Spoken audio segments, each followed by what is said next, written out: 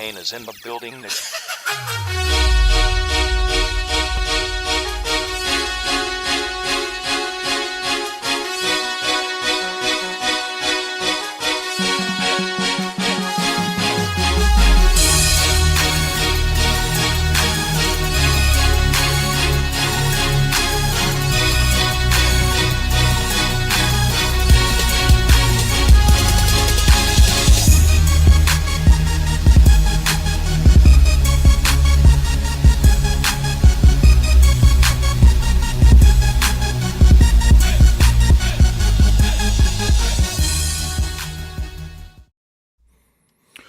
What is up, everybody? How's it going?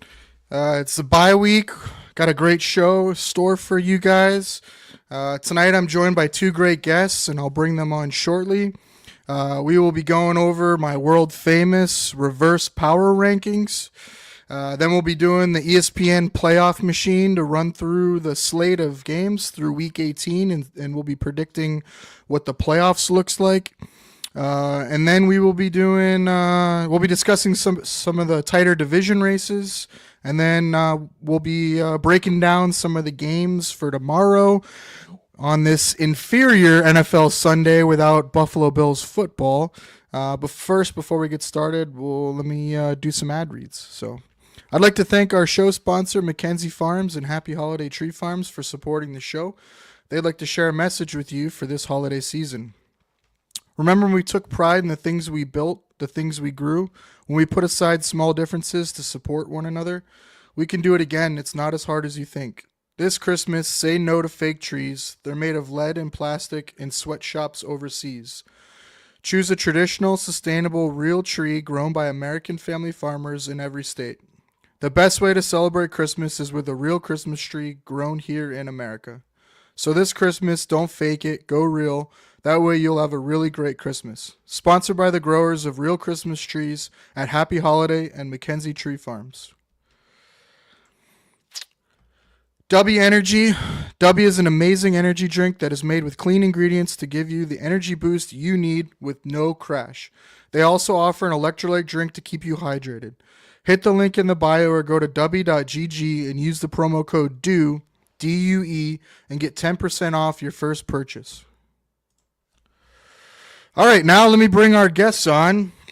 We have Chase and Don. Chase is at NFL King Stats, and Don is our social media manager at DoDon8. Chase is new on Do Network. He's one of our analytics guys. He's going to be providing tons of great stats and breakdowns. And then, like I said, Donnie runs our social media. Guys, how's it going? It's good. You gotta mute yourself, Don. Rookie mistake. Yeah, it's good here. It's 60 degrees in Florida, so it's really nice right now. Can't complain. That's rude, dude. It's like negative here. Not cool. Yeah. Not cool. Chase, you got it pretty nice too where you are, right? It's not too cold. Yeah, right? it was about 60 here, so that's why I got a jacket on God, I already hate you guys. in Louisiana. A jacket on for 60. Get out of here, man. That's ridiculous. All right, well, thanks for joining me. We're gonna have a good show today. Break down some fun stuff. First, what'd you guys watch any college basketball, college football? What'd you guys do today? Saw Colorado finally get upset. Yeah, By they Kansas, they were prime right for that. Yeah, I took the day off today. It's Bills bye week, which means I'm not watching football till tomorrow. I'm a Smart. UCF fan, and they got smacked today, so didn't watch any games. Just did stuff around the house, man. Yeah, it's tough. I finally got into some college basketball on Friday because I had some free time, and I placed my first college basketball bet of the season and hit a nice 16 parlay, so that was exciting. I decided I didn't want to burn my luck today, and so I didn't partake in any college football, but I watched Florida and upset Ole Miss, and then I watched Ohio State beat Indiana, so it's a good day. Yeah, we'll say I All watched that epic Sabres game last night. It was up till 1 a.m. East Coast time, but it was worth it. Great comeback. It was a great comeback. Nice win. It was nice to get the 2 points. It's 1-1 right now after the first intermission in San Jose. It'd be nice for them to steal at least a point tonight. So we'll see how that goes. All right, how about we get into the reverse power rankings? So these are, as of today, how would we think of the teams? I'll read them off. You guys tell me if I got them right or wrong, or where you would move teams around. And then I'll also include where the teams were ranked previously. So the bottom 5 have not changed from last week. So it's Jacksonville at 32, Giants at 31, Dallas at 30, Tennessee at 29, and the Raiders at 28. Those have not changed. You guys have any issues with that? So I dropped Dallas to 32. They're bad. Sure, but I yeah, don't know. My thing with me is like they fought hard. I think we'll see how they play this week. Diggs didn't travel with the team. I think I saw that's probably else for the better, honestly. Yes, someone else didn't too, and Ferguson's out as well. So I don't know. We'll see how scrappy they are. But again, it's like comparing crap to crap, right? It's Jacksonville and the Giants. So yeah, Jacksonville's on a bye this week. I figure that's a win for them. So it's true. They can't look worse on the bye week, right? And then the Giants are a disaster, but we'll see how Tommy Cutlets does. So, all right. So 27 is where it begins. I have Carolina. I had them at 26 the week before. They go to 27. 26 is New England. I had them at 25 the week before. 25 is Chicago. I'm worried they might not win another game with their slate. I feel like last week was their chance to try to steal one. You can't lose it in a much more heartbreaking fashion than they did, and so we'll see how they respond to that. But I have them at 25. You could argue they could move up a couple spots here, but I have them at 25. 24, I have the Jets. Obviously, the Jets could get moved way down, but I don't know. I kind of want to see what happens when they come out of the bye and how they play. So I have them at 24. I had them at 22 last week, so they did drop a little bit. I have New Orleans at 23. They were at 27 last week. Little scrappy. They're getting healthy, so we'll see what they can do. 22, I have Cleveland. I had them at 23 last week, so I moved them up a little bit. It's hard to judge them too much by that game, right? I mean, it's a divisional game. Thursday night, weird stuff happens. Snow game. Like, I'm trying not to give them too much credit for that, but I think they're about right at 22. I think they're better than all the teams below them. Go ahead. Yeah, so that's the highest ranked team that you have. Everyone that you have below that is either 2-9, 2-8, or 3-8 has never made the playoffs since they expanded it in 2020 to 7 teams. Nice, that's crazy. So none of those teams. The only teams that you did name were Dallas and the Jets at 3-7, I believe, or 3-7. There's only I think it was 8% of the teams that were 3-7 made the playoffs. But I mean, they're all pretty much dead. Yeah. Nice. I'll say I dropped the Jets to I got the Jets at 26, right above Carolina. I mean, they just fired Joe Douglas. They're a mess. Rodgers looks bad. Maybe they come out of the bye good, but I would argue though, like putting Rodgers in IR or like benching him, you might be better off with Tyrod. Like I know you're still running like a crap offense, but yeah, and I mean, it's hard to see them get worse, right? Though, right. like they're a mess though, and I agree, but they still got. I mean, their roster's still better than a lot of the teams below them. So that was my only pause with them. Is I still feel like they got some talented guys, and maybe they're still playing. I don't know, right? We're arguing against really bad teams, so sure. I mean they're on the bye, so it's hard to judge them too much too, but they stink. Yeah, and I mean they fired Saleh and their defense got worse, right? I mean now there's rumors that Rex Ryan might be coming back. Oh, dude, and Eric Mangini going to the front office, like they're a mess right now. When you start going to the retreads, you're in trouble. I heard So something that Woody Johnson's like 17-year-old kid is running the Jets right now, and he's just reading up on what people are saying on Reddit. I mean, I saw that too. I they're love it. they're a mess. I mean, you can't take anything that's going on with them. So I put New England ahead of them just because of that. Yeah, I don't disagree with you. I just feel like if they played New England right now, I think they would still beat New England. That's the only problem. Like, Yeah, it's comparing a dumpster fire with a pile of crap. They both still suck at the end of the day. I don't know. yep. Um, all right, so Cleveland was at 22. I have Indy at 21. We'll see how they do against Detroit. We're going to talk about that game in a little bit. I had them at 21 last week, so they stay the same. I have Tampa Bay at 20. I kind of want to, they've lost obviously a couple in a row here, so I want to see how they bounce back. They play the Giants, right? Like, take care of business. I had them at 17 last week, so they really got to turn things around and start winning, or they're going to miss the playoffs when we run through Mike the playoff Evans machine. is back too.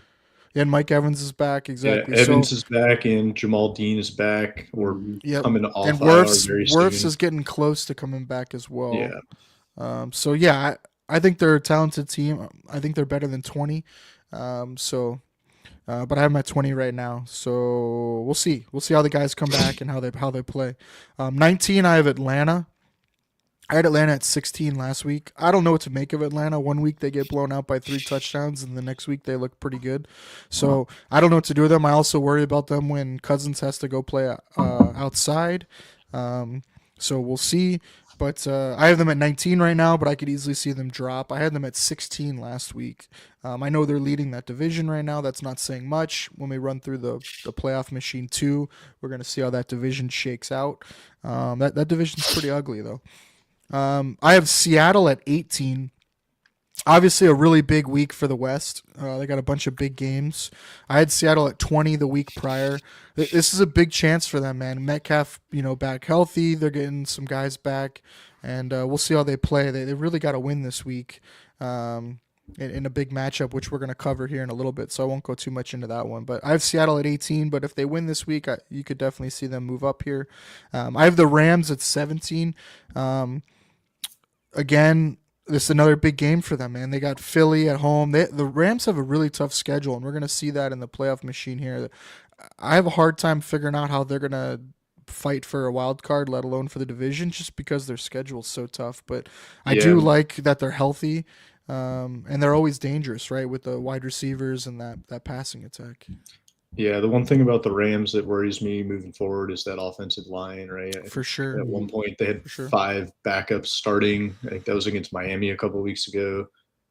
I don't know if they're getting any healthier. I don't follow them super closely, but I don't think trust the health. Kyron Williams, anytime touchdowns have kind of gone into the drink, right? I mean, he hasn't had a rushing touchdown in 2 or 3 weeks now. Yep. I think it's good that Kupp and Nakua are both back, but how long do they stay healthy? And the Rams got a tough schedule. So yeah, no, I completely agree with you. All right, 16, I have Miami. I had Miami at 18 last week, so they move up a couple spots. Obviously, they get New England this week, and we'll see. Their defense is playing well. Their offense is getting back on rhythm with Tua back, so we'll see how they do.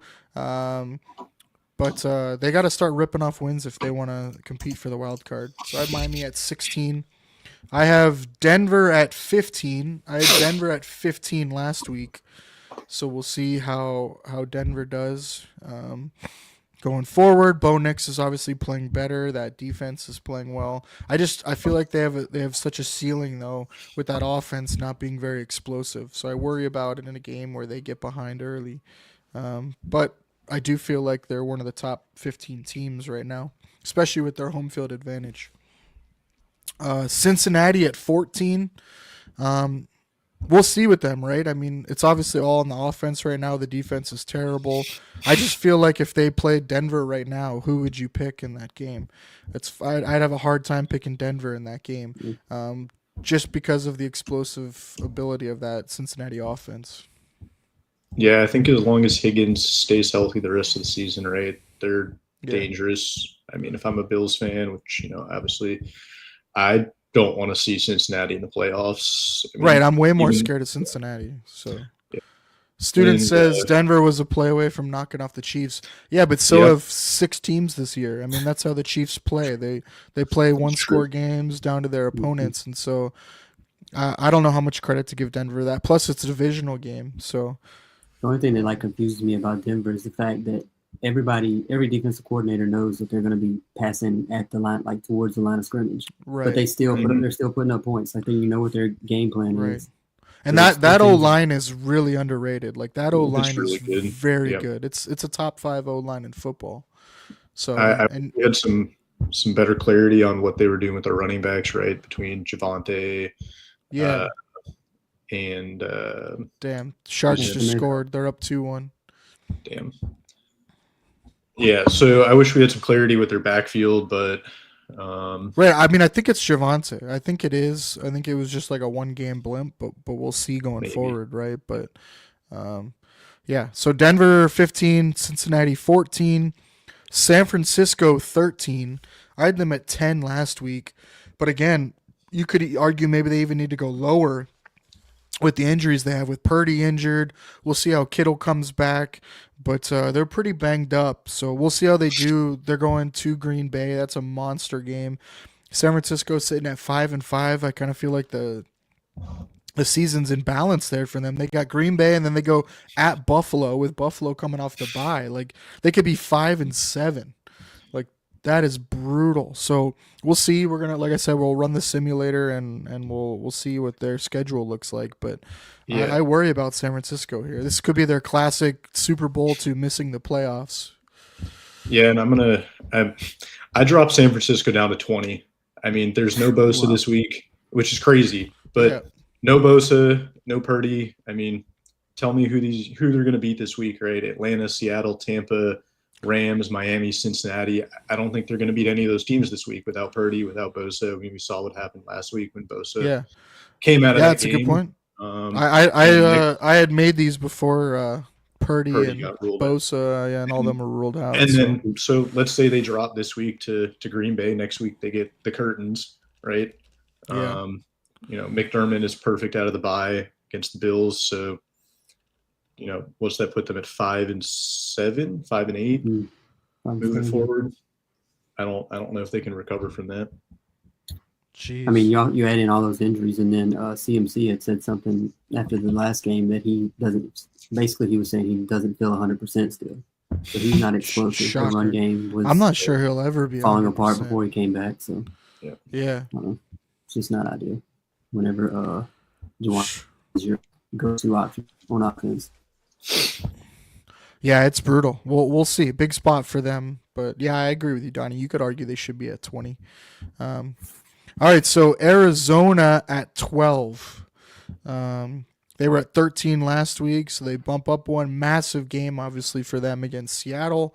They've been on fire here lately, and if they can keep that going, you'll see them move up some on this board. But Arizona at 12. They've been steadily climbing the last 5 or 6 weeks. I have Houston at 11. They were at 12 last week. I moved them up a spot. They're getting healthier. Will Anderson Jr. looks like he's back and going to be playing. Nico's he had his first game last week. And they should take care of business against the Titans. We'll talk about that game as well here in a little bit. But I have Houston at 11. I have Pittsburgh at 10. Pittsburgh was at 6 last week. So I dropped them 4 spots. It's hard to drop them too much more than that on a Thursday night in that weather on the road. And again, Cleveland just plays Pittsburgh tough. I don't know what it is about them, but it's one of those divisional games where they just match up well. It's kind of like how the Steelers do against the Ravens. They just have their numbers. So I didn't want to drop Pittsburgh too far here. I think Pittsburgh at Houston, that game, I don't know. That's a pick 'em. I might pick Pittsburgh even in that game. I don't know. So that's why I kind of just sat Pittsburgh at 10. I didn't want to knock them too much for that loss. 9, I have the Chargers. They were 11 last week. Big spot, obviously, Monday night at home, the Harbaugh Bowl against the Ravens. the Chargers are weird to me. I mean, if you look at their schedule, when they've played good teams, they've lost. Um, so I don't know what to do with them. This is a big spot for them to show what they can do on Monday night. But they're playing well. The defense is playing very well, and so I have the Chargers at 9 right now. Yeah, and I've one angle we'll get to with that game, I got the Chargers up at 7 right now. I like what they're doing with Herbert. They're using his legs. I mean, Greg Roman's doing a good job with him. I mean, I think he's trying to think that he's Lamar, but I mean, obviously Herbert's not Lamar, but yeah. he's kind of treating him like a Lamar light right now, using his legs in the red zone a lot. See, I don't give them as much credit as you because here's who they've beaten. Right, they've beaten the Raiders, the Panthers, the Broncos, the Saints, the Browns, the Titans, and the Bengals last week.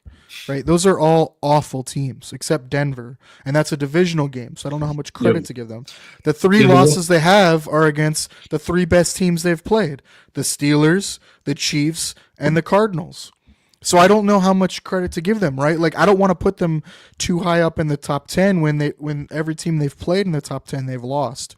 So that's why I kind of kept them where they're at because I don't want to move them up, and I don't want to move them. Like I already put them 1 spot against Pittsburgh, but they lost to Pittsburgh. Now that was on the road week 3, right? So it's I don't like judging teams too far back games wise, but yeah, they already lost the Steelers and they're 1 spot ahead of them. So I don't know. That was what my thinking. That's why I had them at 9.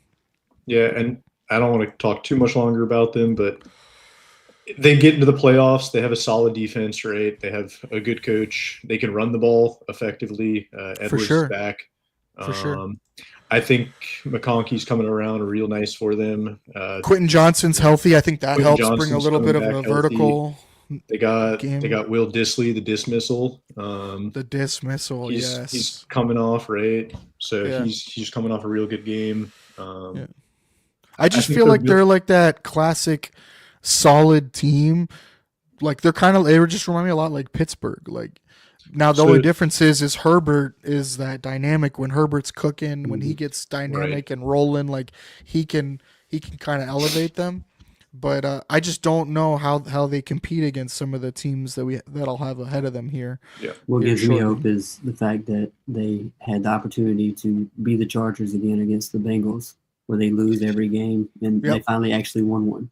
So great point. But they're going against the one team that finds ways to win as much, or lose as well as they do, right? The Bengals do that same shit. That's why they're 3-8 or whatever they are.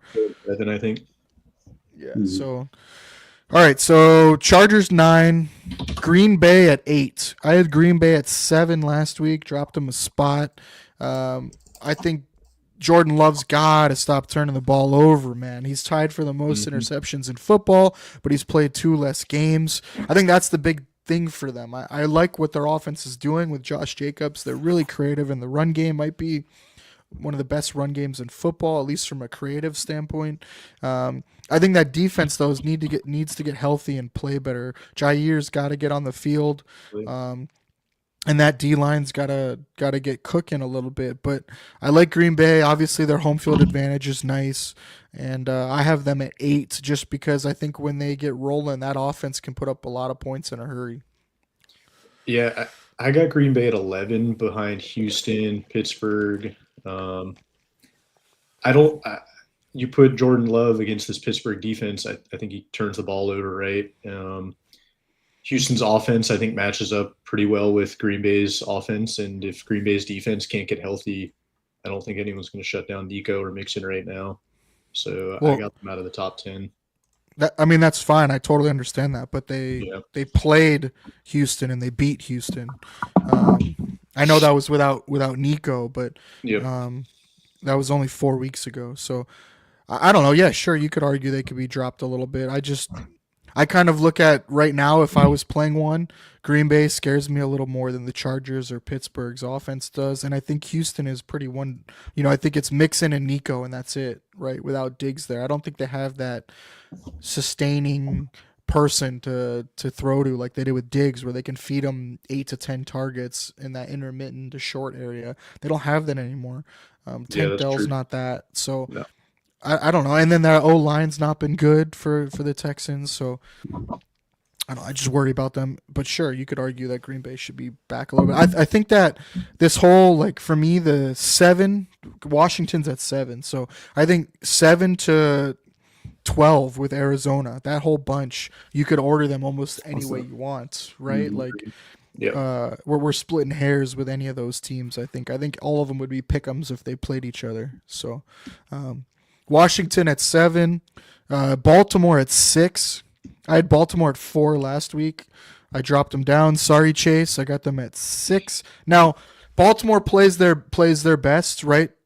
I don't think anyone would argue that they could probably beat any team in football, but they got to do it, right? And they've been making way too many mistakes on defense. They've been getting sloppy lately on offense, and I just worry what Baltimore you're going to get. So that's why I have them at 6. Obviously, they can go ahead.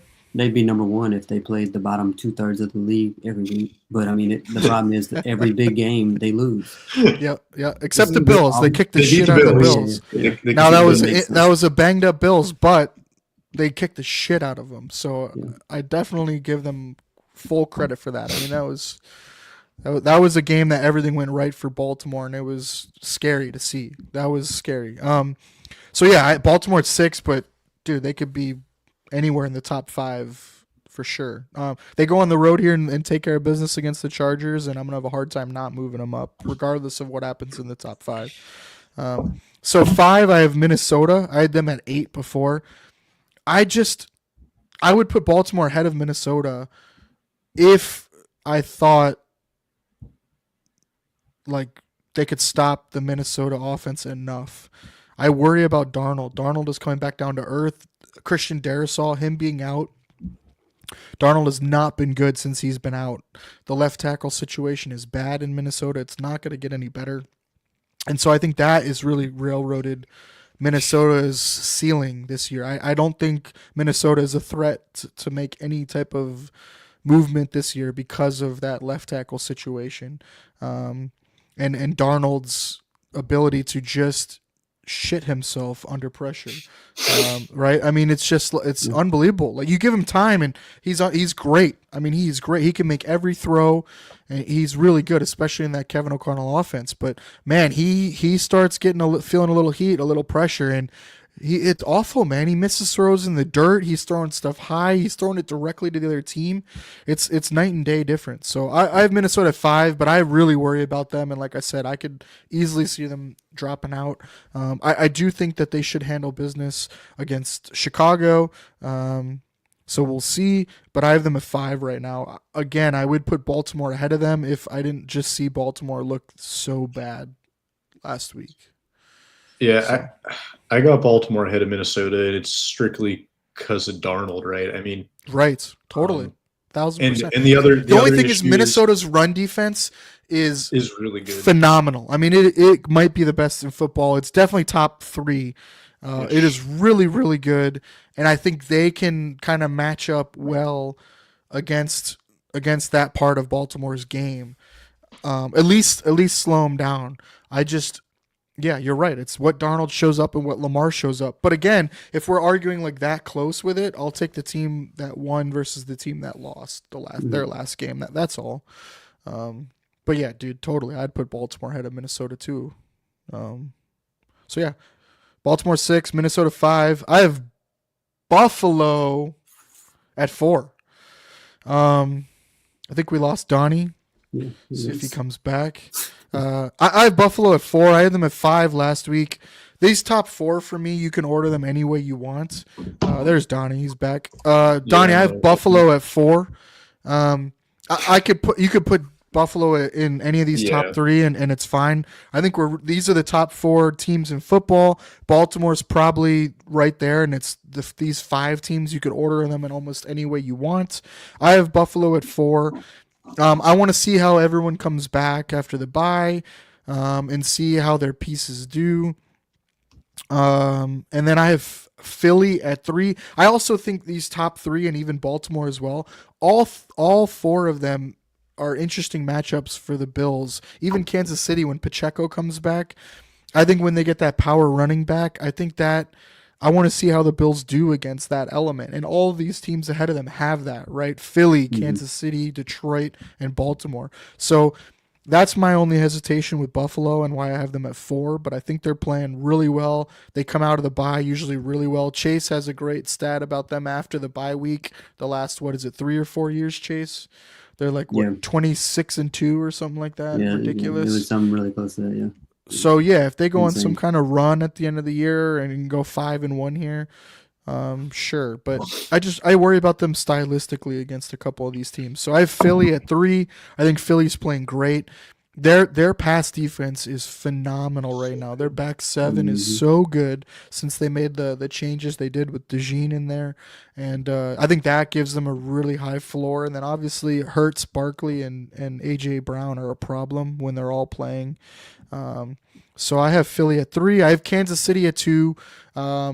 Again, I think as they get healthier here and they're very close to being fully healthy, Menahue comes back. I think that's huge for them because right now it's just Karlaftis and nobody else, and they're having to put Chris Jones on the edge, and he's nowhere near as effective on the edge than on the interior. So I think a Menahue coming back really helps. And they're obviously KC, right? They've earned this, back-to-back champs. So I have them at 2. You could argue they could be 3 or 4, whatever. And then I have Detroit at 1. I think Detroit's playing really well. I think Detroit's beatable, though. I do really worry about them. They're facing some injuries here. Anzalone just broke his arm. That's their middle linebacker. They have depth, though, so we'll see how much of a loss it is. And then, obviously, no Hutchinson, I think, really hurts their pass rush. They've had to blitz a lot more, and so there's pros and cons with that. It's been really successful. But you play some of these top tier teams, they're really good against the blitz. I mean, Kansas City, Buffalo, Philly, Baltimore, like those aren't really the teams you want to be blitzing heavily. So, but I have them at 1. I think they've earned it. So reverse power rankings. The way they handle. I mean, you have the Chiefs that are winning by 1 possession, right? And the Lions who have finished the game by halftime in half of their games. Right. Totally. And then they went outside. It was the knock on Goff was, can he play outdoors? He had all that dome games or indoor games this year. Unbelievable, and then he went to dude. Green Bay and played in that horrible weather, and they demolished them as well. So I don't know. Something could stop them, but I don't see it right now. I totally agree with you, man. I think Lions, their secondary is a little iffy, right? For sure. Right. That's where they're vulnerable now without Anzalone.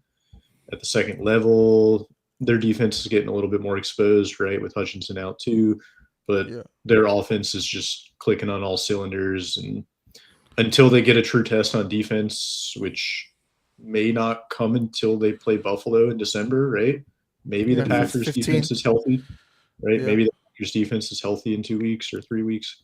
But, I mean, they got the Colts on the road and the Bears at home. So my thing with Detroit, the only way you're beating them is you're scoring more than 30, right? You got to outscore them, and so we'll see who can do it, right? I'm not sure the NFC besides Philly. I think Philly is the only team that matches up pretty damn well with them. I think Philly's front can give Detroit some problems, so we'll see. But and then obviously Philly's secondary, so. We'll see, but I don't think anyone outside of Philly in the NFC really is going to be able to stop them. So I think they're pretty destined for the NFC Championship or Super Bowl. So it'd be great, right? Detroit. We'd all love to see them go, right? Yeah. I think there still could be one injury if they have one more injury, and it being Brian Branch on that defense. They are extremely thin. I mean, anyone on their D line essentially, I think really would affect them. Or if they lose, I mean, if they lose Amon-Ra, their season's over. I agree with that. You could afford to lose. You could afford to lose one of their running backs. You could afford to lose Laporta. They've had Laporta miss a couple games. Jameson, right? They've had him miss them. Yep. I agree. I think Amon-Ra. Yep, I agree. That's kind of like their Edelman, right? Like for the Patriots, as far as. All right. Well, how about we get into the playoff machine here? We'll run the playoff machine. We're gonna pick every game. If you're in the comments and you want to play along, that's fine. Throw your vote in who you would pick in any of these games. We're gonna try to run through it pretty quick, but if you want to throw in who you think wins one of these games, we'll happily go back and change it. but we're gonna try to run through this relatively quickly, so we can get through it because we're gonna run through the rest of the season. So I'm just gonna read off the game. You guys just call out who you think wins, and we'll just press forward. Try not to spend too much time on any of these, obviously, because it's a bunch of games. So Tampa Bay Giants. I'm gonna go Tampa Bay. Yeah, it's Kansas City, Carolina, right? Washington over Dallas. Miami over New England. Just say no if you disagree with any of these. How about that? Houston over Tennessee. Detroit over the Colts. Minnesota over Chicago. Denver over the Raiders. Green Bay over the 49ers. I have the Cardinals over Seattle. I know we're going to break down that game later, but do you guys like Seattle more in that game? I know they're the home team, but I like the way the Cardinals are playing. Yeah, and I think they play some power football against Seattle, but you could argue either way on this one for me. Yeah, and I'm not trying to have recency bias, but the Cardinals are playing good football, and honestly, Seattle would have lost that game last week if Bosa didn't get hurt. Right. They could not do anything with him on the field. Yep. Right, and I think the Cardinals' weapons and Kyler's legs are just going to be a little too much for that Seattle defense. The one thing, I don't know what the weather's supposed to be like in Seattle, but if there's any kind of precipitation, then maybe I give the edge to Seattle. But otherwise, yeah, I just don't know though, because Kyler, and then you just power run the ball with Connor. Yeah, man, and then just do short passes. I'm taking Arizona in that one. It's a pick 'em. I think the game's at like 1 right now, -1. Yeah, we'll maybe bookmark this one and see what it finishes out with, and then we can always go back and see what changing this game does later. But we all think Arizona's got a good shot there. All right, so I have Philly over the Rams, and then I have Baltimore over the Chargers. I don't trust the Chargers against good teams yet. I want to see it before I believe it. And I think the Ravens are due to bounce back here. What do you guys think? I don't want to give away too much, but I'm on the Chargers for this one. Okay. Donnie, you can be the tiebreaker. I was torn. I have Baltimore ahead in my power rankings, so I'm going to go with that. Okay. Cool. I'm leaning with that one. I don't want to spend too much time because we're going to break that one down for sure in a little bit. So, all right. So week 13. These seeds update as we go too. So live. So for any of you guys watching, they're going to change as we pick the games. So through week 12 now, this is what the standings look like. All right. Week 13. I have Detroit winning at home over Chicago. Giants Dallas. Who wants to pick that one, boys? What do you guys tie on Thanksgiving? Can it be like a 0-0 tie? Hey, all I can say is at least this should be a competitive game because Dallas fully healthy. I don't think this would be a fun game to watch. But this, I don't know about fun. Maybe that's the wrong term. But at least a close game. So at least we get a close game on Thanksgiving. Somehow sign Daniel Jones and start. I mean, he's instantly a starter. That'd be hilarious. That would be hilarious. Just give me the home team in that one. Okay, take that. It's nasty. Sure. Oh no, not in the sun. Yeah. Oh God, that is so funny. Yeah, it is going to be sunny at that time too. All right, so the night game, great game by the way on Thanksgiving. Wow. Miami going to Lambeau Field. What do you guys think here? I mean, I think it's pretty straightforward, right? Wait until like you said with the Chargers earlier, they haven't beaten a good team. With Miami, they haven't won in the cold. I'm going to wait until that happens, right? So I'm taking the Packers in that one. I agree. All right. There it is. I have the Chiefs beating the Raiders. Colts, Patriots. What do you guys got here? I'm just going based off recency bias and going with the Colts. I know Anthony Richardson is up and down, but he was way up last week, so I feel like the Patriots just have too many issues. I'm torn with this one. I'm rooting for the Patriots to win, right? Worst draft position for them, but I think the Colts are, if they win next or this week, or even if they lose, I think it's desperation time for them, right? So I'm going to take the Colts. All right.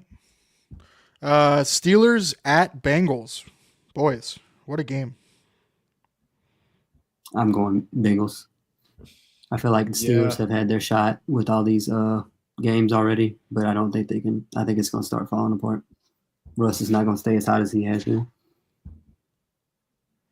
Yeah, I'm on board with that. I like Cincy. Unfortunately, I want Cincy to lose because I don't want to see them in the playoffs as the 7 seed. But yeah, I'm taking Cincy. Well, my vote, I guess, won't overrule you guys, but I don't know. I kind of like Steelers in a sneaky one. My thing is the Bengals defense has just been so bad, and I think that Steelers offense will score enough, keep them in it. But we'll go Bengals. Chargers. I have the Chargers beating the Atlanta. Seattle beating the Jets. I could be talked a different way depending on what happens at quarterback, but man, it's hard to believe the Jets can beat anybody. I just feel like that's a tough trip. It's so next is Houston over the Jags. All right, here's one for you. Arizona at Minnesota. Great game, man. Great game. I'm taking Minnesota. Arizona's defense is okay. I don't think they're great, right? They're really hit or miss. And if you slow down Arizona's run game and force them to pass, right, they don't have too many weapons outside of Harrison and blanking on the tight end right now. Oh, McBride. Yeah, there we go. Yeah, and then I think they'll be able to stop the run with Connor. Yeah. So I'm going Minnesota on that one. My only hesitation is we know Flores is going to blitz like crazy, and I just feel like Kyler's got a few big plays in him against the blitz. Right, I think Kyler kind of likes that, so in a weird way. All right, so Arizona or Minnesota? What do you think? I think I got to go Minnesota. Yeah? That's fine. I mean, I'm on Cardinals, but I mean that's who I took. So yeah. All right. I mean, when it's tie, I go home team. Yeah. So, Washington over the Titans. mm-hmm. Tampa Bay over the Panthers. Rams, New Orleans. I don't want to spend too much time on this one. I like the Rams, but you could totally talk me into New Orleans winning this kind of game. I think it depends how the Rams are, right, when they get to that game. So I'll take the Rams for now, but I could see it flip-flopping depending on what happens this week. You could totally convince me that New Orleans would win that game at home, right? Yeah. What do you got, Chase, Mr. Baton Rouge? No, I'm going. I think the Saints are falsely winning these last 2 weeks, so definitely the Rams. I could just see that Rams D-line kind of getting after it a little bit too. All right, great game here, man. Eagles at Baltimore, baby. Woo! I can't wait to break that one down. I like the Eagles here. I think they match up really well. They're defensively. I think that Eagles D line is really good, and I think the Eagles will be able to score on Baltimore. So I like the Eagles, but again, you could totally convince me that Baltimore at home could win that game. I say Eagles as well, just because Baltimore is so easily. They give up too many deep passes. They're like last or bottom 5, bottom 3 in every deep pass category. And I mean, the shots to AJ Brown's just gonna eat them up the entire game. So right. Hopefully Devonta's back by then. And if Devonta plays, I think the Eagles win this game. Honestly, I think they win by 3 or more points. If Devonta's not back, I think it's a lot tighter, right? They lose that deep threat. I mean, AJ Brown is a deep threat for them, but he's a little bit different of a player than Devonta, obviously. For sure.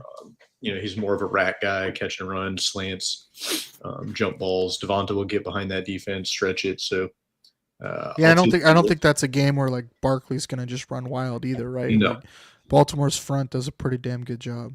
But yeah, go ahead and give me the Eagles on that one. All right. 49ers at Bills.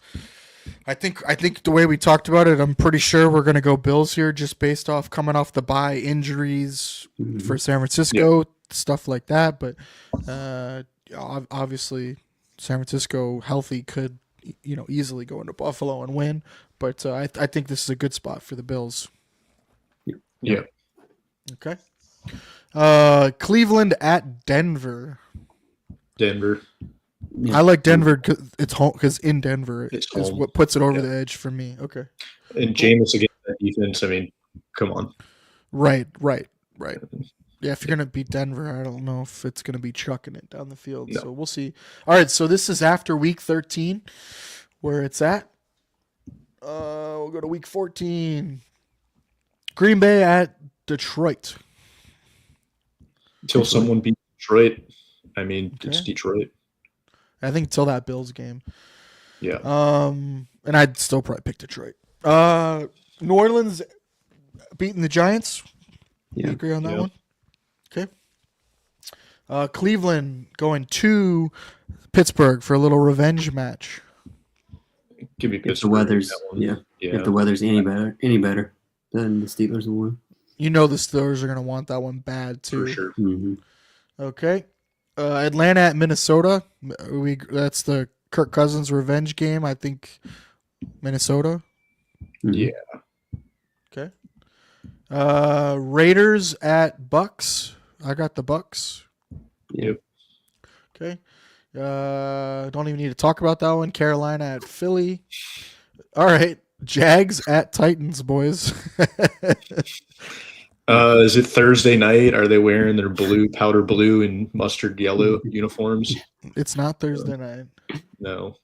The Flip only a coin. positive give me the I whole- have is yeah. Give me the home team. All right. Levis Titans. hasn't been as dumb the last Yeah. 2 weeks. So I loved that press conference, by the way, where they were Yeah. like, "Yeah, have you been better these last?" Yeah. I haven't tried a chest pass or yeah. what do you say, like behind the back or something. So, Yeah. all right, or underhand pass. Jets at Dolphins. I think we would all agree Dolphins. Yeah. Most likely, right? All right, the rematch here: Seattle at Arizona. I mean, we took Arizona on the road, so I feel like we got to take them at home, right? Yep. Yep. All right, that's gonna pretty much lock up the West, I think, for them. All right, Buffalo at the Rams. Obviously, I think the Rams. There's a script, right, where the Rams could run away, or not run away with the game, but win that game. But I think the Bills are just too well rounded, and that Rams offensive line really worries me against the Bills Yep. D line. So I'll take the Bills there on the road. You guys agree? Yeah. All right. Chicago at 49ers. I think 49ers are healthy. I think they win that game. But the state of where they are right now, they still might win that game. I don't have any I'm really biased. I think Chicago's terrible. So I'll leave that one up to you guys. I think it's dependent on the health of Bosa and Purdy, right? Yeah, they didn't really say much, right, about Purdy. He got No, MRIs, but- right, and then all of a sudden they shut him down. Like he practiced, Yeah, I mean, he then he went got limited MRIs, and then DNP. they shut him down. Yeah, that was like not a Yeah. good and trajectory. Bosa's got like a hip oblique injury. I'm gonna say they're healthy. I'm gonna say they're healthy for the sake of the argument. So the thing about that too that worries me about Bosa is like he had the hip, right, Mhm. and then he was going to play through it, and he played, and then he got the oblique. Mhm. So now I'm worried, like, how bad is that oblique? Because you don't really mess around with oblique. So No. he just got that. So I also will say that this will be week 3 with could be right. Brandon Allen. This Could will be the Josh third week Dobbs. out. Could be Josh Dobbs, right? Yeah. But Yeah. give me San Francisco. They're at home. The Bears are terrible. Mhm. Their defense is good enough that Caleb Williams they'll is going keep to it in struggle the game. regardless. So. All right, San Francisco it is. All right, Chargers at Chiefs. I'm going to take Chargers. Go ahead. Yeah. They were think this close is- last one, and Herbert got hurt. So I think this is the Chargers like make or break game, right? This might be their quote unquote Super Bowl for them. mhm. And as Bills fans, I want nothing more than the Chargers to win this game. So I'm going Chargers. I really think I'm favor the Chiefs way too much. I would totally take the Chiefs here at home. I think, especially like I said, when Pacheco and Amenahue come back. But I do agree with you. Like Herbert healthy that game, they win that game. And Mhm. it's a big game. So sure, for fun of it, we'll take Chargers. We'll take Bengals over Dallas, right? Mhm. All right, Yep. so through week 14, that is the standings. All right, let's go week 15. Rams at 49ers. If either team's eliminated, then obviously not them. But I mean, there's a lot dependent on that by Yeah. that time. So right now, the West, we have it NFC West. Arizona is at 8-5. Rams are at 6-7. San Francisco 6-7, and Seattle 6-7. So not eliminated, but they are hanging on. The 7th seed? Oh, the 6th and 7th seed are 9-4. Oh my Oh, wow. god, that is brutal. Yeah, I so mean, they're I'm- pretty much eliminated. I'll take San Francisco just for the simple fact of that they're at home and hopefully they're somewhat healthy by then. Right. Okay. All right, Baltimore over the Giants. All right, Jets, Jaguars here, boys. We're going for the first pick. I think it's still Jets, even if it's Tyrod playing. I actually like them better with Tyrod. Donnie, you Is Trevor playing? I don't know. I think feel he's like they would shut him down by Yeah, I then think he'd be because they're shut not going to down win by then. games. Yeah, sure. Give me the Jets. Worst draft position for him, sure. Okay, Dallas, Carolina. Kind of like Carolina. I'm taking Carolina. Right at home. Yeah. Washington at New Orleans. We all like Washington. Mhm. Okay. Bengals at Titans. Bengals, right? Yeah. I think the Titans could win that game, but For sure. all right, Kansas City at Cleveland. I mean, we just picked them to lose at home to Right. the Chargers. They're Right. not losing another game Okay. back to back. Dolphins at Texans. Great game. I would say say, Dolphins. I would say watch out for the cold, but it's indoors, so Yeah. Right, it's indoors. I feel like their season's going to be on the line at this I point. kind of like the Dolphins too, man. Here, I kind of do. You totally could see Houston winning, but Dolphins defense is better than people think. I And just, that O-line is god awful. So. man, I don't know. What Donnie? What do you think? I worry about Houston's DNs though, like Hunter and Will Anderson. Like God, getting after it. Autry too. Like I think Tua this is might gonna not be survive that one, but This is going to be like a 3-point spread, maybe 2.5, assuming it goes to where how we see it so far. yeah. I'm probably leaning Houston just because they're at home. But Okay. I could easily see Miami winning the game. Chase, who do you got? I think I had Dolphins. All right, I got Dolphins too. Colts at Denver. I got Denver just because it's Denver, but I could totally see the Colts win that game. Yeah, I got Denver because it's Anthony Richardson against that defense. I just maybe just run the ball, have him run it, and have JT run it. Yeah, I mean, do they put Flacco and Richardson back there? It might give them the best chance to win that game. Jeez, I don't know. Yeah. Chase, what do you got?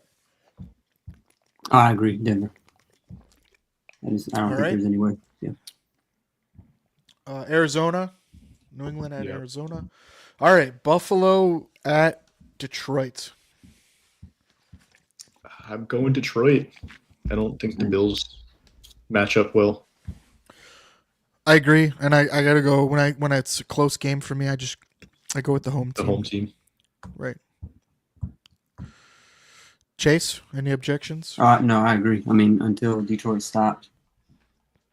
All right, Tampa Bay at Chargers. We going Chargers here? Yeah. Yeah. All right. Great game again. Pittsburgh at Philly. Give me Philly. They got to try and keep pace with the Lions at this With point. Detroit. Mhm. Yep. Yeah. Agree. Okay. All right. Green Bay at Seattle. Another good game. I say I kind of want to take Seattle just because Jordan Love turns over the ball so much, and the weather in Seattle is always so. You never know. I don't know. I just don't feel good about the Packers. The only thing about the Packers that I like there is I think they can run the ball on Seattle. and I think that really helps. You can kind of beat up Seattle a little bit, and so I feel like they've been getting really creative with their run game, and I think that could be a game where they take pressure off Jordan Love and just pick their spots to play action and to throw, but just feed Jacobs. Also, I'm higher on Green Bay than most people. Yeah, I mean we've had Seattle losing like 3 or 4 in a row right now. Yeah, brutal. I think Let's that could just be they could be shutting down right there. They were at 5-5. So they're 1-2. 1-2. Yep. Yeah, with 2 losses to Arizona. I'm probably taking Green Bay. Okay. I kind of like the running angle. All right, revenge Chicago at Minnesota. Anything changed, or are we still going Minnesota? No, still Minnesota. Yeah. Minnesota. Okay. Atlanta at the Raiders. I think the Raiders' season's over at this point. So Atlanta. Yeah. I would like to see the Raiders win that game just for the fact that it would make an interesting NFC South race. All right, so through week 15, your division winners so far are Kansas City, Buffalo, Houston, and Pittsburgh. And then in the West is Detroit, Philly, Arizona, and Atlanta. All right, week 16, Denver at Chargers. Take the home team. Yeah. Yeah. By the way, I just figured up real quick. The home teams this season are 87 and 74, so it's only a 54% win percentage. So it's not as not as much as not as crazy. Yeah. What was that? I think a lot of that happened early in the year. This game. I think that happened. I think that really lopsided. I don't want to say lopsided, but more balanced. Home road split or home win percentage happened really early in the season. I remember a lot of road dogs were winning games. Yep. Yeah. Well, Chargers beat Denver on the road earlier this year, so yeah, now they're at home. It was 23-0, and they won 23-16. Yes. Wow. Okay, so we like the Chargers there. Houston at Kansas City, boys. I don't know if Kansas City loses another game. That could be a playoff game right there. Yeah. Chris Jones too much for anybody on that offensive line. So. That's my only worry is can Houston's offensive line do anything? I think obviously they'll contain Mixon, and then can Stroud hit enough big plays, but I worry about it. I'd feel a lot better if Diggs was available. Yeah, and with the amount that Kansas City blitzes right now, I don't know if they can. All right, so we'll go Kansas City. Steelers at Ravens. Do Ravens get revenge? This is for the division at this point. Yes. Yes, it is. They are tied. Steelers have the tiebreaker. I feel like they can't play any worse than what they did in the first game, so Ravens. And they're at home. Yeah. And they're at home. Yep. I like Ravens. Hopefully Justin Tucker's by then. So. Ravens, we got Bills over Patriots, Rams over the Jets. All right, Philly at Washington. They had a good first game in Philly. Second game now is in Washington. I still think Philly, the way they've been playing, if they continue to play like that, I don't know. Yeah. Who's going to stop them outside of Detroit? So.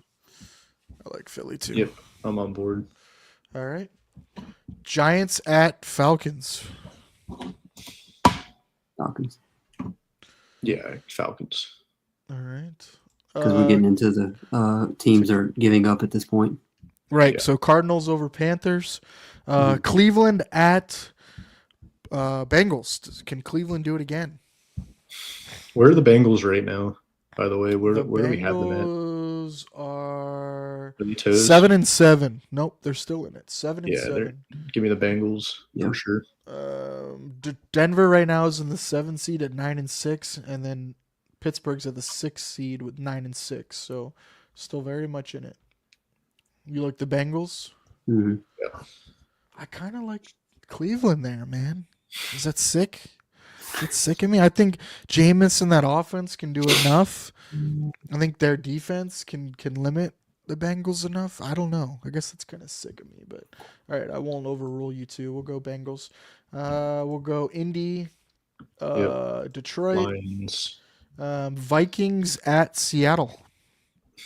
Just give I me the kind of Vikings like again. I kind of like Seattle there, man. Gino's pretty good against the blitz. Seattle out of it, Darnold though? outside in the weather. I'm not even sure if it matters if they're out of it. They're 6-8, so not technically. We have Minnesota 12-2. They're due for a loss at this point. Yeah, sure. It'd be pretty close. Yeah. Yeah. Darnold outside. Yeah. All right, we'll give. Could you imagine being the 5 seed at 12-2? Yeah, that's insane. Insane. All right. Jags Raiders. Right. Who are you Doesn't picking matter. this one? Just give me the Home team. Raiders. Raiders, Sure. yeah. All right. 49ers on the road in South Beach. Is their season over? Does Miami have a 49ers chance? Season is not over. They're 7-7. It is very Both close. of If them they lose this 7-7. game, their season's over. I So say is Miami's. Dolphins. I just feel Niners. I have too Yeah. much. They have too Miami much is at bad injury luck this 7-7 year. as well, but they're still in it with two teams ahead of them at 9-6. So, Yeah, give me Miami. all right, Miami it is. All right, we don't care about this game. We'll go Tampa Bay, and we'll go Green Bay. I don't think New Orleans outside is very good. All right, through week 16, here's how it is. We'll go to week 17. Kansas City at Pittsburgh, boys. Good game. So as a Bills fan, right? This is the game we're eyeing at this point. This is For sure. is it. If they took business against Houston at home, this is the game you really need Kansas City to lose. Yeah. Chase, neutral party. Who do you got? yeah. I've been down on the Steelers on a lot of these games, but I think Tomlin figured out some way to pull out one of these big game victories. So I'll take Steelers. This would be a Tomlin spot though, too, for sure. Oh, yeah, absolutely. All right, we'll do it. Fuck it. It's for fun anyway. How did the Bills not jump them, dude? We haven't played Okay. yet. They haven't played that week. You're right. Yeah. All So right, mark the Bills. And, yeah. Yeah, they're playing the Jets. So, all right. Baltimore at Houston. Great game. What do we got? What do we like? I like like it's Houston. Good. And Pittsburgh just won. I don't know. Okay. So you like Houston? Baltimore at Houston? You like Houston? I like Baltimore in that game, but Houston, Nico, big play. Mhm. I don't know. I mean, we Chase, saw what Chase just did to him. I know Yeah, you're I a mean- big Baltimore guy, but oh man, I kind of like Baltimore there. I kind of want to say Texans just because I feel like they can't be any worse than what they have up to this point this season with their O-line play and That's true. injuries. That's true. And I You mean, could see a script where that Baltimore D line gets after Stroud, though. Yeah. Like, I don't know. I really feel like it's a toss-up though. All right, so we're going to home team. We're going to go Houston. Yep. Sure. All right, Houston it is. That's a big game, man. That really affects Flips the everything. playoffs. Yeah. All right, well, Seattle at Chicago. Obviously Yeah. weather dependent, but I like Seattle in it. I think Chicago. Anyway. I think Chicago wins a Chicago? game to mess up it. I See, think the they only mess up their problem draft is position, man. that's hilarious, and I love it. The only issue is That's I what think I mean. Seattle can run the ball on Chicago. Chicago's run defense hasn't Yeah, been that great It's this year. bad. No. All right, we'll go Seattle 2-1. Arizona at the Rams. Is Stafford still playing? Is the Rams season I think is over? The Cardinals Where- are obviously does still it very play? much in it. The Rams are 7-8, so they're out of it. Yeah, because They it's have the 7 seeds, division 10-5. Yeah. Yeah, they're out of it. Yeah, Arizona, because they're probably playing for seeding at that point. Arizona's playing Mhm. for seeding. Yep. I don't think they can really move much Maybe. though, because I don't- Yeah, Yeah, I was going to say they can't. they really need the move much. Eagles to lose. No, they can't. They're stuck at 3, and then they're 2 games Yeah. ahead of the 4th seed. So Home I don't team know. again. You go Rams in one of Yeah, those I mean, weird I ones. don't know who has the advantage here. But is I don't know Stafford if the still Rams. playing? I don't know if the Rams That's have my much only of a home problem. field advantage. I just Yeah, don't think fair. Stafford's gonna play. That's the only thing. That's my only reasoning is I don't think Yeah. Stafford's playing. Yeah. Yeah, sure. Chargers. Chargers. Denver at Cincinnati, Ugh. guys. That is a great game. I think Denver at home. Obviously, we take It's Denver, desperation. but I like Yeah. Denver. I do too. The Bengals have lost too many games to just assume they're gonna I think Denver run the matches table. up well. I think they can limit that explosive offense, and then I think Denver can just grind it out. What do you think, Donnie? Yeah, it's a toss-up to me, but I think the I just Bengals don't are know out how- of it at this point. I've been giving the Bengals so much respect, but Yeah. it comes a time where you got to win games, man. Yeah. All right, Denver it is. All right, we'll take Washington at home, Indy on the road. We already had the Bills. We'll take the home We just team went through this. here. We'll take Tampa Bay, Green Bay at Minnesota. I think it depends if Jair's playing, right? I mean, he's missed so many games. Yep. I would If agree. Jair's playing, I think it's a very different game. Yeah. If he's I not agree. playing, but just give me. Is this for the division? No, No, Detroit's No, got it. Detroit's Like that, got it. it doesn't have that much It's implications seeding. on It's anything. seeding. They flip just seeds basically. It's who's Yeah. going to play the NFC South, basically. Yeah. So it Yeah. does matter. Like, Yeah. it's tough, man. I don't. Do we just go home team? Sure. Depends on The one health thing of I those will say teams, is but yeah. Flores defenses do really well against Shanahan offenses. This is a Shanahan offense, so and I think they can stop the run against Jacobs. So I like Minnesota. Yeah. Okay. We'll go New Orleans. Why? I don't. It doesn't matter. Philly. It doesn't matter. All right. Dolphins at Cleveland, boys. Winter game. That D line. You know Cleveland's gonna be playing hard. Is Miami? I want playing nothing hard? more than Cleveland to knock out Miami's any hopes they have of getting to the playoffs. They're still alive because they're one game back, so they are still alive. Yeah. I think I say like Cleveland. Cleveland there, man. Yeah. Mhm. All right. I mean, I think they're actually a mediocre team with Jameis or anyone agree. that isn't Deshaun. and that defense, man. It's nasty. Yeah, I wouldn't want to play them right now. Yeah. Detroit at 49ers. I think we all Detroit. agree Detroit. Yeah, if Detroit's going to drop a game, that's the one. But Detroit until someone beats Right, them. but you'd have to have the 49ers be healthy and wanting Healthy, to play. yeah. I think they're out of it by then. Yeah, they're already they're out of probably it. just- So And Detroit's still playing for the 1 seed at that point, too. right. Yeah. God, Detroit's gonna go 16-1. Well, I guess they're gonna be resting everybody depending on how the last Yeah. games go. All right, final week, guys. Final week. Houston at the Titans. It's a divisional game, obviously. I'm sure the Titans will still be playing. So, who do you guys like here? The AFC South is renowned Weird, for man. just beating up on each other at the end of the season, right? Right. Mhm. Right. Could the Titans D line, get after the Texans offensive line? But Houston's actually playing for something, so I'm going to go Houston. Same. I agree with you. Okay. We'll go home team because we don't care. Home team because we don't care. It's a This big game for the game- Bucks. It is a big. Well, they're the 4th seed regardless. I think they already won the South. Well, no, Oh, no. Oh no, with Atlanta. Atlanta. Okay. So Yeah, it's a New big Orleans game. at Tampa But- Bay.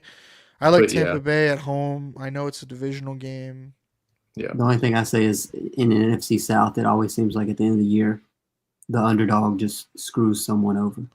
For Whoever's sure. trying to get. Yeah, so I mean, I could see the Saints winning that when a game. I that doesn't totally matter to could me. see a game where the Saints win. I just feel like Tampa Bay's run game gives them a little bit of a hedge. An edge. Yeah. But Tampa Bay's defense has been bad, man. Like Yeah, I mean they Yeah. they went crazy They're on getting offense in the Superdome. So they put it was like 593 yards of offense, I think, when they played Right. them in New Orleans. Mhm. So Right. I just worry about Carr outside. I don't know.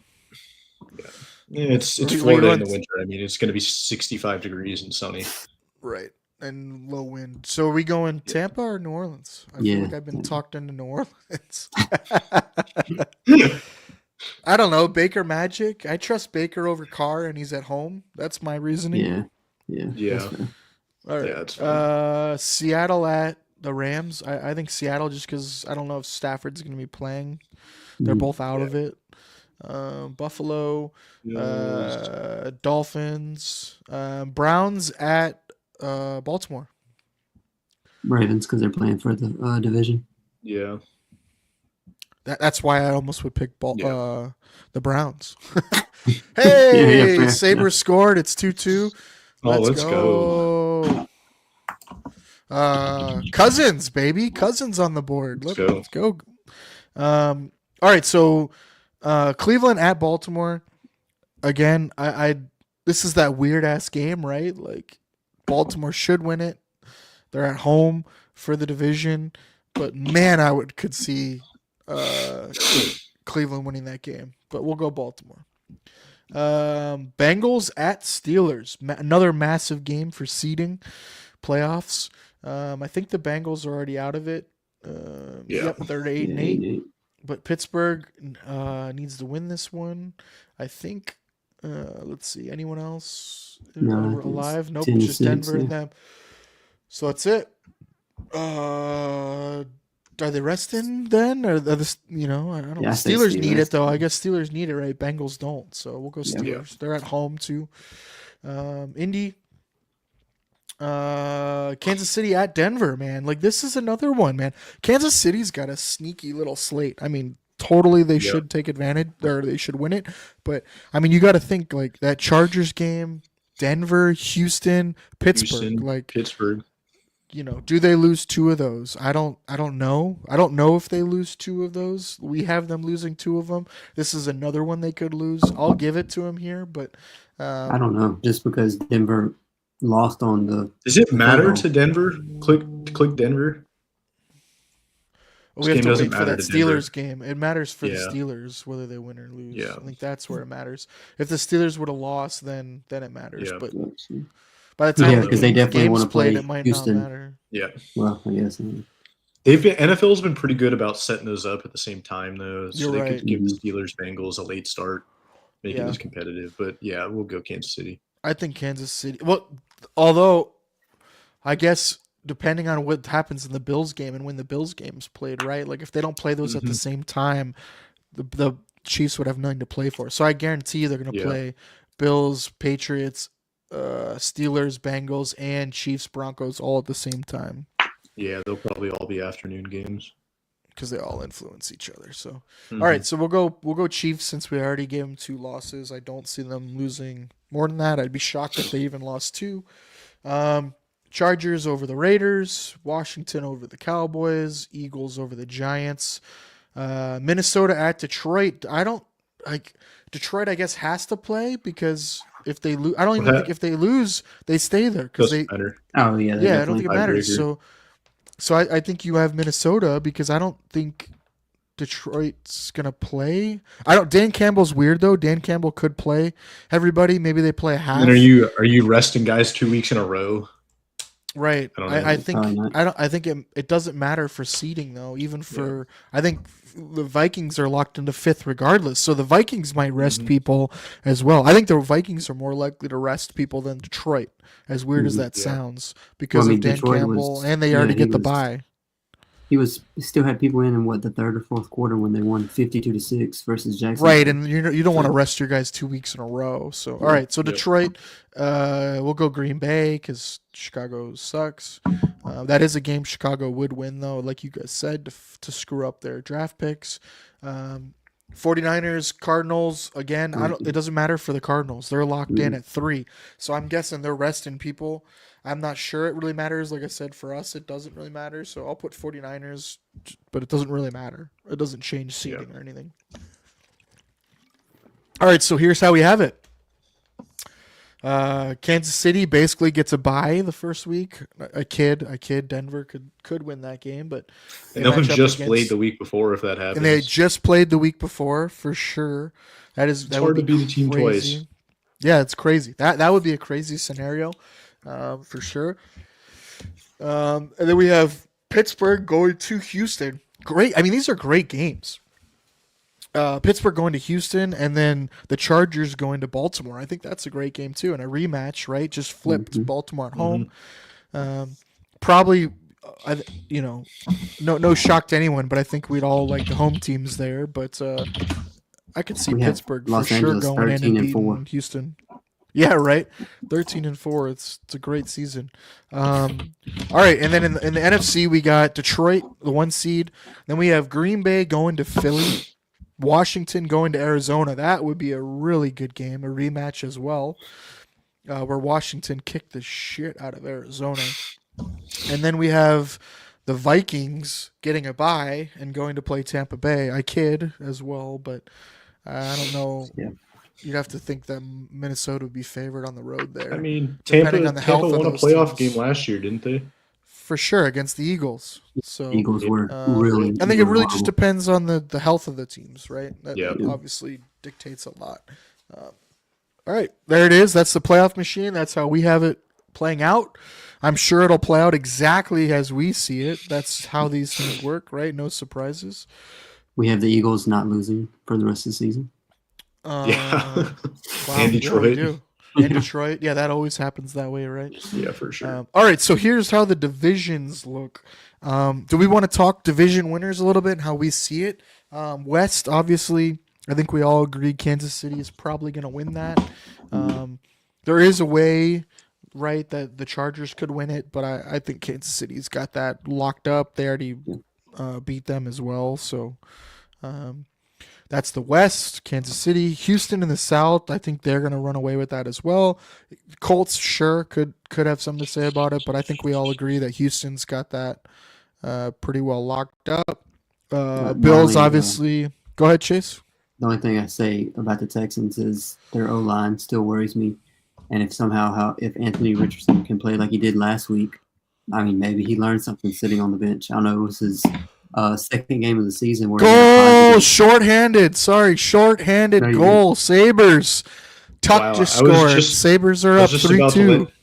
Just about to let you know, I put the Sabres game on in the background, and I was guaranteeing San Jose was going to score. Short-handed Tucky, baby. Wow. Let's go. All right. Yeah, I agree with you, Chase. I mean, I think there's a way that I don't think Houston is that good, right? I think that Diggs injury was massive, and then their O-line's way worse than anyone thought. And so I do really worry about them. But I think they have enough of a lead, and there's just as many or more question marks about the Colts, right? So Houston in the South. The North, we have Baltimore winning it. I don't think anyone would argue that Pittsburgh could win it. I think the issue is that Cleveland game is brutal for the Steelers' chances to win that division. I think that was their chance to get, a nice lead on Baltimore and as well the divisional record. So I think that game really is going to come back and bite Steelers in the ass. And they have a tough schedule. The Steelers have a really tough schedule. So I think Baltimore is going to win that division. But Steelers could definitely do it. Going to NFC, obviously we have Philly winning that one. I don't think there's a way Washington can win that. Obviously Philly won the first game in there anyway. Arizona, this stretch is huge, right? It's Seattle and Arizona play each other twice in the next 3 weeks. The outcomes of that will probably decides that division, simply for the fact of San Francisco being so banged up and then the Rams just being so bad on the offensive line. I think the Rams' chances kind of went away the last 2 weeks. Losing that game, in Seattle and then against Miami. The South, right? I mean, Atlanta could win that. They could run away with it, but it's so hard for me to trust Atlanta in that division. But they totally could. But I think Tampa Bay is getting healthy at the right time, and they should pull away or not pull away, but they should win that. But boys, that could go either way, and I think you either win the division or you miss the playoffs. Did we miss a game for Tampa? Did we miss a game for Tampa? Because they were 9-7. Let's see. I might not have picked one just because it didn't matter. Picked them for 18. Tampa. Yep. Tampa.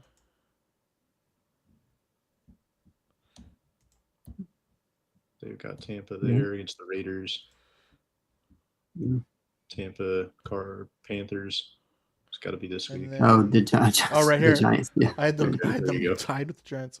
Oh, so there we go. 10-7. Yep. All right. So yeah, I had them win that, but it's only a one game. I totally think that Atlanta could win that division, but we'll see, right? It's hard to trust Atlanta. I trust Baker, and I think that they've already beat Atlanta, right? So Yeah. Tampa has the second easiest remaining schedule, by the way.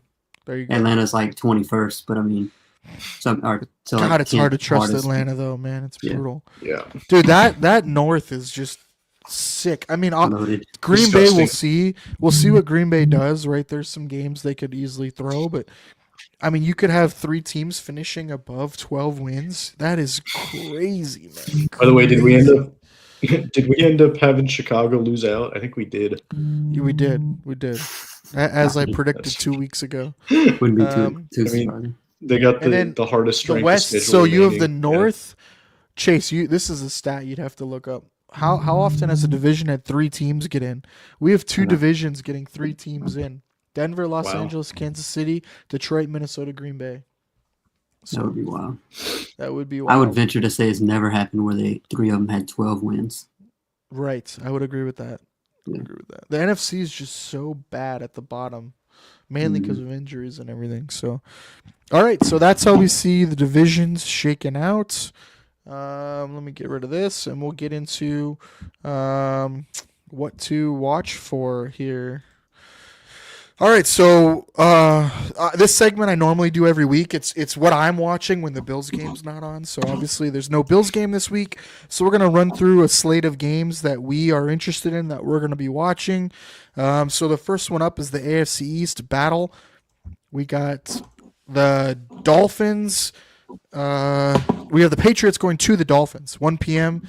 Obviously AFC East battle. I'll let you guys break that one down first. Go ahead, Donnie. What do you see in that game? So I got Miami winning this game, but if we're talking betting, right? I think New We're England's always plus talking betting. 300, right? Yeah. New England's plus 300 right now. Yeah. They're playing decent football. Like Drake May is playing decent football. Their running game is solid. I think 7.5 is where that game's at right now. I think it's too much for me. It's a divisional game. That's the theme for me this weekend is divisional games, and I'm betting the dogs in those because I think the spreads are pretty high, except for the Washington game against Dallas, right? But yeah, if I'm a betting man, which I am, give me the points in New England. But Okay. if straight up, I think Miami wins this game. All right, Chase, what do you think? Got anything I- interesting in this game? Yeah. So I mean, I'm sure we're all on Miami, but I found that the Pats allow. Well, first off, Tua 6-0 versus the Patriots in his career. He's never lost Yep. to them. The Patriots allow the highest pressure versus the blitz. It's like 55% of the time they get pressure, and the Dolphins blitz 5th most in the league. So, or sorry, 5th highest pressure when blitzing when they do blitz. So I do expect them to blitz even more. And Drake May though has been really good under pressure, which has really surprised me. Mhm. But yeah, that's I just interesting think- angle for sure. I do have Miami, but I agree. I will take if it was 6.5, maybe lean Miami, Mhm. but I take That- 7.5 plus 7.5 That with half Patriots. point. Yeah, I agree. I think that spread's pretty high, but I just I could almost see backdoor New England covering this backdoor, but I like Miami in this, and I think they should cover that. I think their defense is a lot better than people think.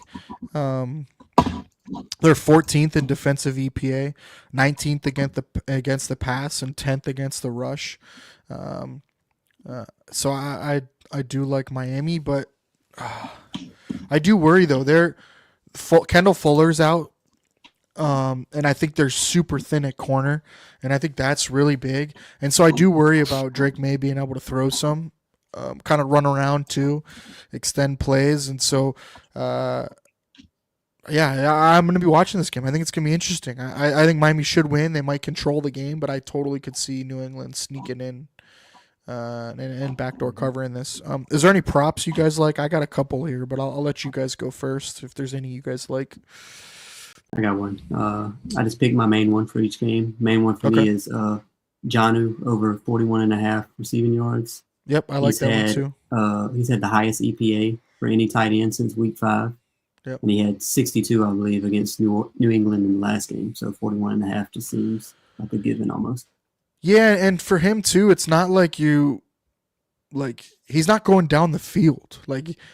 They're doing a really good job designing plays opposite him, and he's in line, and then he just kind of leaks out. They're doing a lot of screen stuff to him and behind the line of scrimmage. So it's sneaky stuff, and then he's doing yards after the catch. So defending him is kind of tough too. They've been doing a really good job. I like that one too. It was on my list as well. So Jonnu, I got him at over 40.5, but I'm not really worried about the 1 yard. Donny, what do you got? So I got a couple in this one. Let's hear it. I got a couple too, so go ahead. So first one that I liked, I like Drake May throwing 2 touchdown passes. I think Miami's going to score, and they're going to have to score right with him if they want to make it semi-competitive. What's the odds on that? It is I can look it up if you don't have it. I have it at plus 175, and nice. He hit it last week against the Rams. I think he could easily do it again. Okay. What else you got? And then if you want to add a little bit to that, you can throw Drake May passing yards, boost those odds up a little bit. You can go 175, boost it up to 185 in odds, or you can go over 200 yards. I think those are pretty realistic. He did it last week, almost in 2.5 quarters. I think he had 2 touchdowns. 200 plus is minus 180 on FanDuel. Yeah, that's not so bad. You package those two together, you're probably getting 2-1 odds there. It's not bad. I like that angle. And then I threw a little 4-layer together, some low yardage stuff with an Achane over 50, Jonnu over 25, Tyreek over 50, and Drake May over 175. And that got me at plus 190. Nice. Okay. I'm a sicko, as you know. I'm the parlay prince, as you and your brother like to call me. I did a little parlay in this game. I actually liked a lot. There's a couple games in here where I don't really like very much or nothing at all, but I really liked a lot in this game. So I did a little parlay. I got Tua over 225. That's minus 180. I got Achane 100 plus rushing and receiving yards. He didn't really play in the first game against them. He was banged up, and Tua wasn't in it, and so I think they kind of surprise him with what they want to do, and whether he gets it in the air or on the ground. I think he gets over 100.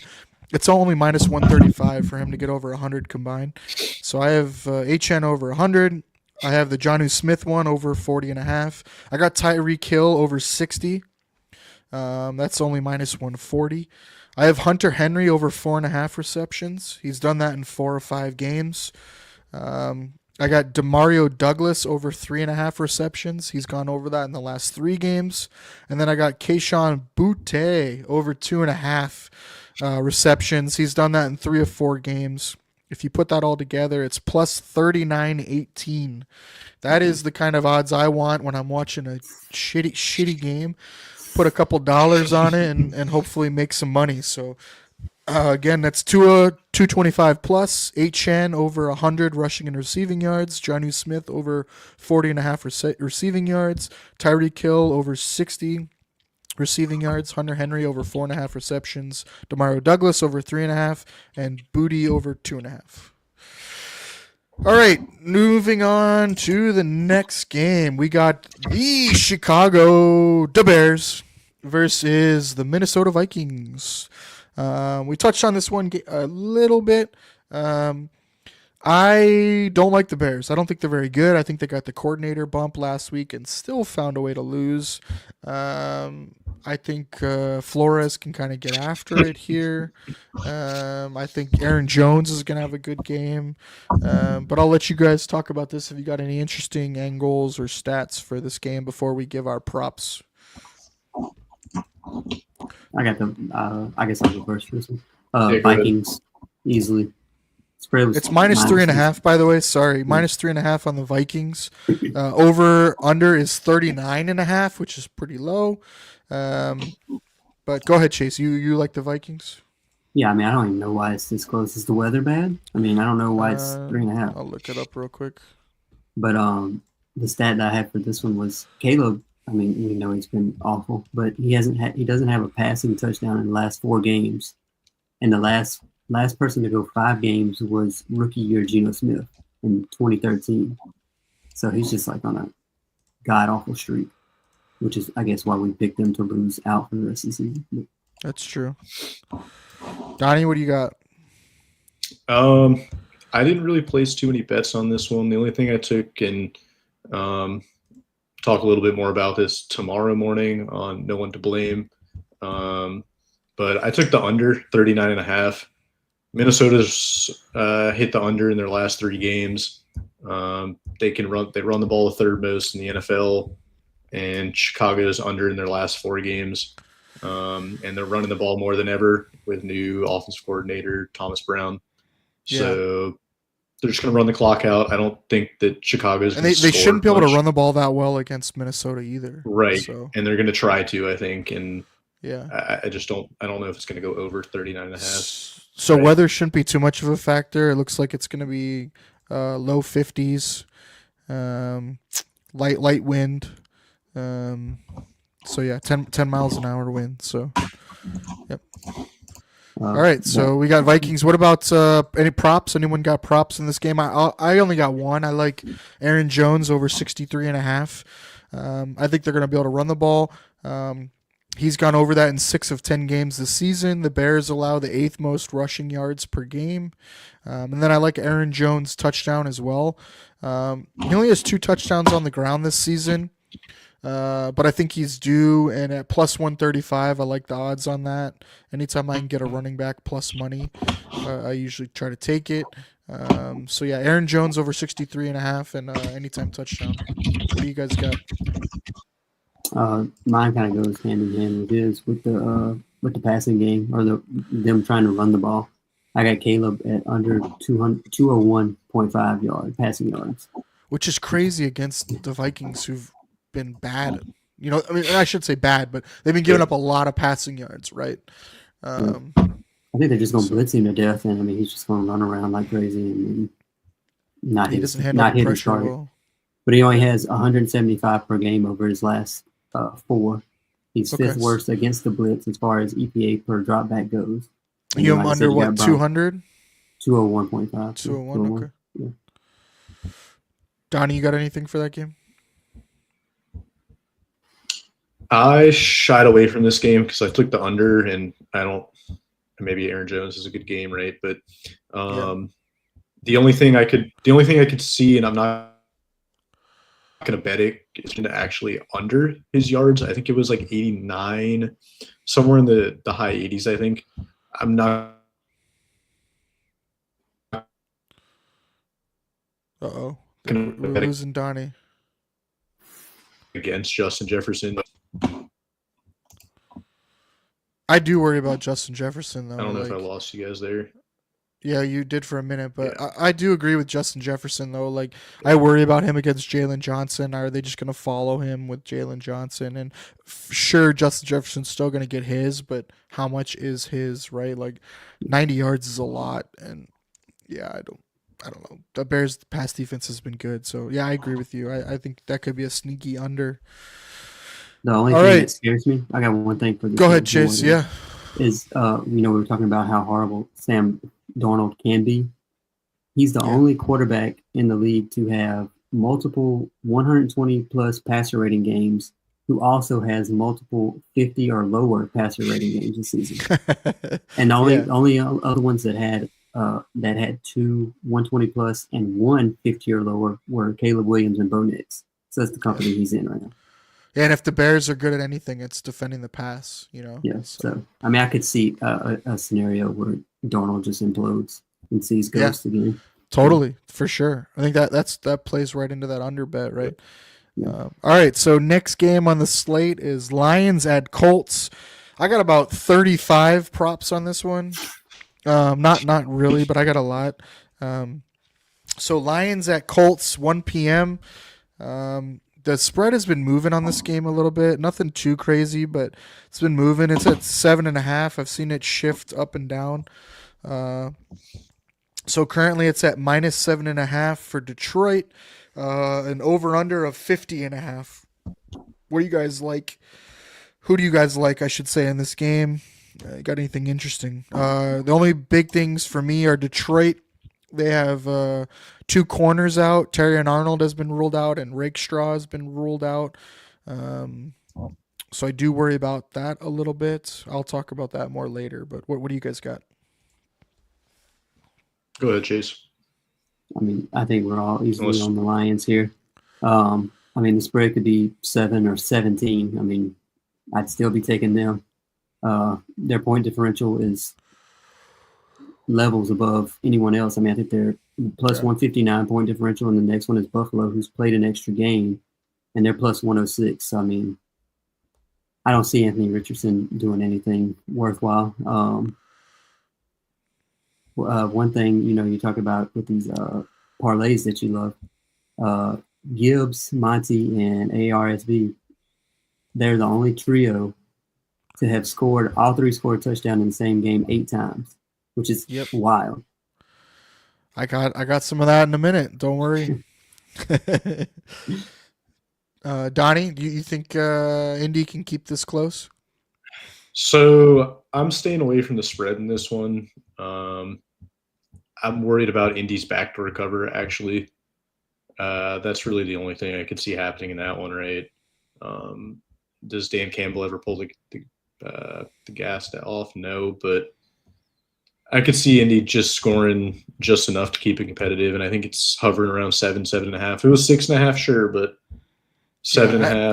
If you're gonna bet it right, you got to buy some points here. Yeah. You got to buy a point. The line I think opened up at 51.5 or 51. It's moved down to 50. So I took it at 50. I think it could be like a 28-24 game, or Detroit could score 30 points and Indy could score 20. I could see that really happening. So it's what Anthony Richardson shows up, right? Right. So I took the over 50, also with how banged up Detroit's defense is. But I took some props in this one too, but I don't know if you have anything for the over-under points. I don't. I'm staying away from this one and over-unders or points, unless I'm buying points in like a parlay. But yeah, I like some props in this game. Shocker, I know. I like Josh Downs a lot in this game. They move him all over the place. I don't care who's guarding him. I don't care if Brian Branch is guarding him. They move him everywhere, so good luck.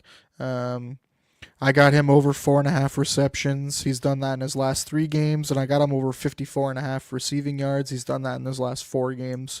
Those are both minus 113 and minus 114.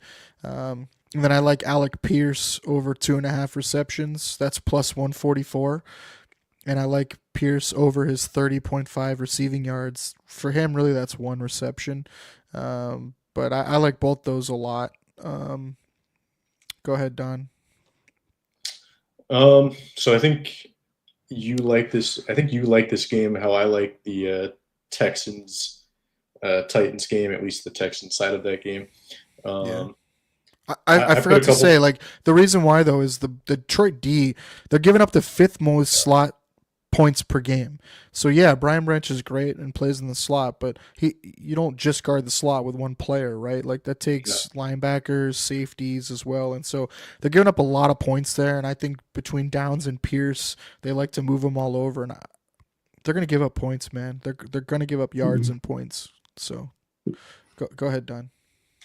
Yeah, I don't have too many props in this game though. I put a little 3-legger together, but it's low odds. I didn't really have a good feel for this game. I think it could hit the over, like I said, but I got a Montgomery over 1.5 receptions, which is an odd one, but he's 2 catches for him is definitely in his wheelhouse. Goff over 200 yards, and then Richardson over 25 rushing yards. It's a plus 130 bet. I like the odds of that one happening. I don't go big like you with your plus 3,900 bets. I like going big odds, man. Yeah. But I got that, and then it's hard to bet against David Montgomery not scoring in a game. So I did parlay a David Montgomery and a Brian Robinson for Washington. Yeah, I love two Brian layered Robinson together. this week. Yeah, so parlay Monty those two scored in together. 8 of his last 10. So Yeah, and Cowboys defense can't stop anything right now. I like Brian So Robinson to score twice, dude. I could see him scoring twice easily. So you put those two together, anytime touchdown, it's plus 153. As far as anytime touchdowns go, it's a pretty decent bet, in my opinion. Yeah. So I like Gibbs anytime touchdown. He scored 7 of 10. I like Amonte anytime touchdown. He scored 8 of 10. Minus 140 for Gibbs. Minus 165 for Monty.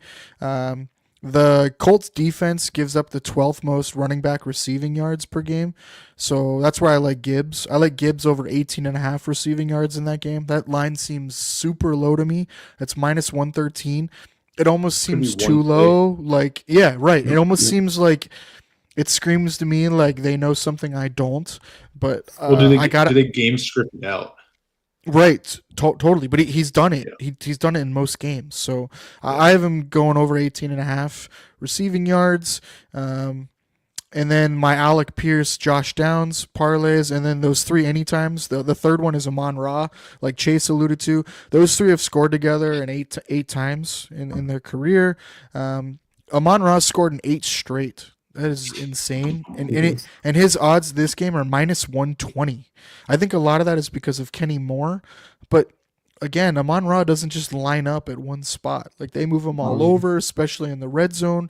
So I love him at minus 120 in 8 straight games. Like that is totally worth the gamble for me on it. So I put all that together, and it is plus 7,457. I'll throw a couple of bones on that one. And let it ride, baby. We'll see, but yeah, I liked a lot in that game. Any closing thoughts on that one? I had the complete opposite prop bet of 7 plus 7,000. If you want something real easy, they have Richardson to throw 1 interception or more, minus 150. He's worse. He's worse in every completion category, but he's worse against the blitz in the league. He's only seen 42 attempts, which I thought was Detroit's crazy. been cooking up some blitzes. They've been cooking up some blitzes. He's throwing 2 interceptions on 42 attempts against the blitz. So I just feel like they're going to blitz him a lot. You know what I mean? It's just inevitable. So I like the interception bets, and I have a couple for later slates, and I was going to play one here. The problem with me with the interception bets is I can't parlay those. So I'll bet them, but they don't let me parlay them with my other bets. So I do like the interception bets, and especially if I can get them around like 130, 140, I'll usually play them because I love rooting for them too, right? Like it's fun to root for. But that's why I don't include them in my parlays, though. So I do call 2 out, though, later. All right, so moving on to the next game. It is Houston and the Titans. The Titans travel to Houston. It's at 1 p.m. I don't like anything in this game as far as parlays or betting it. It almost seems like a trap line to me. It's at 7.5. It's a divisional game.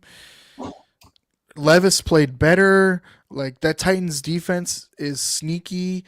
What Texans are going to show up? It's the over-under's 40.5, and that just seems really low to me too. So it's like, what do the sharps know that I don't? I don't like it. I'm staying away from it. I'll watch it because hopefully the Titans can pull one out here. But what are you guys seeing in this one that I'm probably not? Thanks, Sammy. What's up? Shout out, Sammy. Sammy's in the house. Donnie's just. Am I froze? Oh, there we go. Okay. I was wondering. Go ahead. Yeah, we're here. So I'll talk about it even more tomorrow, but I love Nico Collins in this game, right? I mean, he would have been over 100 yards last week. God. If that 70-yarder on the first play, which I had a first touchdown bet with Nico last week, which really hurt. On the first play to cash that, man, that would have been insane. It would have been wild. But dude, I was screaming though. I had the Nico ladder last week and an anytime touchdown, and I thought he hit 80 yards and a touchdown on the first play. Like, dude. So I mean, he would have finished at 128 yards or something if he catches that ball, or if that doesn't get called back, right? Brutal. Brutal. This week he's going up against Jarvis Brownlee, who can't guard anybody right now. Right. Yeah, he's been really bad. And Stroud is and going Snead to just take went on his IR, shots, so- right? And Snead's on IR. Yeah. They're going to take their shots.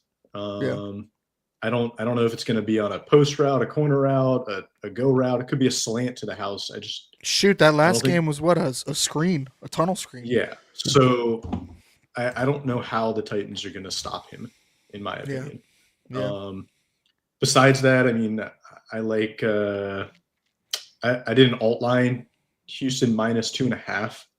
So I really brought that one down, right? Divisional game, could play it close. So Houston -2.5, a Mixon touchdown, and Mixon over 65 gets you to 110 or plus 110 on that one. I threw a 6-legger together. This would be my higher odds of my bets, but it would be a Nico touchdown, Nico over 100, Stroud over 200 yards, and then pretty much that 3-legger that I just put together. So Mixon touchdown, Mixon 65, and then Texans 2.5. Put all that together. That's plus 800. I'm just banking on Nico having a big game. I totally could see it, man. Yeah. I don't want to stress Stroud's yards too much because it could get game scripted out eventually. But I could see Nico getting for 130 and Stroud having 150 or 215 passing yards. And as bad as the Titans have been at corner, like their defense has still been playing well. It's not like they've been just tissue paper. And their front seven is good. They're not great actually. Their front four is really good, so they could slow down Mixon, but Mixon's still going to get 20 plus carries. And the other one I have is Nico, again, going off of over 26.5 longest reception. I mean, like I said, what happened last week probably happened in the majority of his games so far. So I got that one. And so then, Titans are 15th in pass EPA, defensive pass EPA. So they're a lot better than people think. Yeah. Now, a lot of that came early in the season. I think their defense has gotten worse as their offense has also not really done anything. They're 11th in run EPA. Yep. So. And the last one on there, iffy on this one, but Stroud over 1.5 passing touchdowns. If I think Nico's going to score and they can get one more in there, it's -105. It got bet down. I think it opened at like plus 125. So if you were able to get it at that, good for you. I was not lucky enough to get that one. But it wouldn't be a bad one to parlay with anything else. So Stroud over 1.5 passing touchdowns. But yeah, you guys can see I really like the Houston side of this one. Chase, if you want to throw a Will Levis interception in there, might not be a bad one. What is it, -250? Probably. Let's see. I can tell you. No, I have Houston winning this one. I mean, they better win it. If not, season's looking really rough. Yeah, it's -160. Will Levis to throw an interception.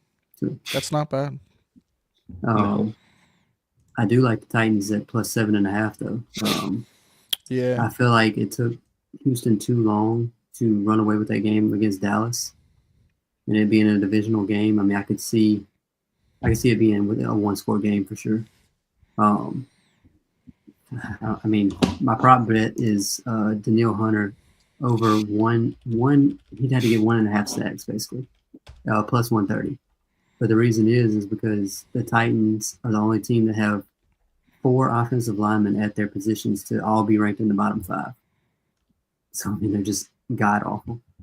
So I like that. No, it's a good call. It's just, are both Anderson and Hunter going to get a sack or what? I think there could be quite a lot of sacks this game. I could see Houston getting over 5 sacks in that game. I realized I missed one with this, by the way. This was in a bet I placed earlier this week. Will Levis under 17.5 completions. Oh, wow. I know it's a weird one. He's But not a volume guy, so it makes sense. no, he's not a volume guy, and in the games that they've lost this year, I don't think he's eclipsed this more than once or twice. I had the stat up a couple days ago. I mean, his production, the Titans' production, comes through their run game and on big plays to Westbrook Kine, right? That happened last week. This guy just seems to score touchdowns. Also, shout out Sabres 4-2 final. Yep, empty netter, baby. Huge win for them. On the road, back to back. Did they get the fourth one, or was it 3-2? Did it end 3-2?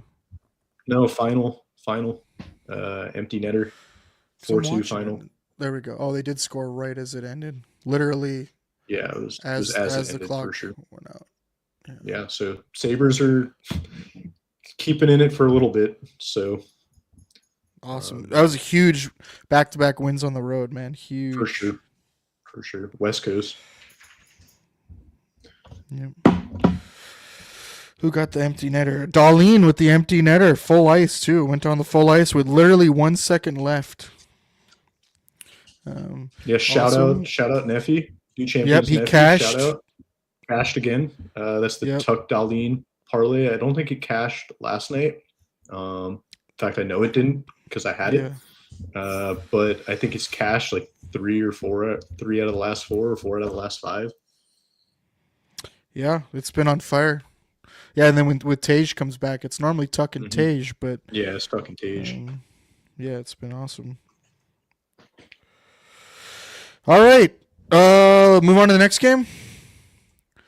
Green Bay, San Francisco. Boy, has this game changed complexion in the last 24 to 36 hours. Brock Purdy's been ruled out. Joey Bosa is out. 49ers are just Nick Bosa. Sorry, gotta get the Bosa brothers mixed up. They're always hurt, so it's the same player. Nick's the better Bosa anyway. But yeah, that is a big loss. Both of those guys being out. 49ers are really banged up. What do you guys got in this game? What angles do you got? I originally had the Niners, but with Purdy out, it flips for me. I mean, there should be no reason that the Packers should lose this. I mean, the line moved a lot. It's at 5.5 now, and the over/under is at 44.5. Yeah, I mean, I think they should cover that. I mean, I don't. Where was Braylon Allen even at? Or was it not Braylon? Allen. His last These are the Bengals. His last start, I think, was in Denver. No, it was Cincinnati like 2 or 3 years ago. Maybe. Yeah. Either way, it's been bad. It's bad. Yeah, I don't foresee them coming in and being able to do anything against Green Bay. I mean, if Green Bay has any Super Bowl aspirations, they should take care of business here. Yeah, can't really argue against that. Donny, you got anything else to add before we go into props? No, not really. I'm on board with that. I don't know how San Francisco wins this game, right? I mean, McCaffrey said he's not healthy, and no Bosa, no Purdy. I mean, Shanahan's a good coach, but he's not that good of a coach. Like, I don't think he's going to be able to coach the team up and win this game. Right. I totally agree. If you're going to take anything, you definitely got to take Packers. All right, well, parlay is here, or prop bets. I did a little parlay. Shocker. It's not that big. It's 1, 2, 3 legger for plus 500. So I like Jordan Love to throw an interception here. Minus 146. He's thrown one in every game this year. He's played 2 less games than anybody, and he's got the most interceptions. I am totally slacking on comments. Naomi loves this channel. Keep up the great work. Go Bills. And Maxwell agrees with whatever we've been talking about. So, all right. So yeah, I got Jordan Love throwing interception minus 146. San Francisco D has the 5th most interceptions this season, and Love's throwing one every game. So I think he'll throw another one. I like Jordan Love long completion over 37.5. He's done that most games. I think San Francisco has had some lapses in the secondary. So I like that one. It's minus 108. I like Josh Jacobs over 2.5 receptions. San Francisco gives up the 9th most running back receptions. Josh Jacobs has done that. Has gone over that in 3 of his last 5 games. That's minus 114. I like Brandon Allen to rush over 4.5 yards, guys. There's no data on that one. That one is just, can he scramble one time, maybe twice? Get over 4.5 yards? Something, boys? I don't know. But it's minus 113, and I thought that was really low. I know he's a little athletic. I've seen him run around before, so over 4.5. And then I like Debo over 12.5 rushing yards. That seems really low.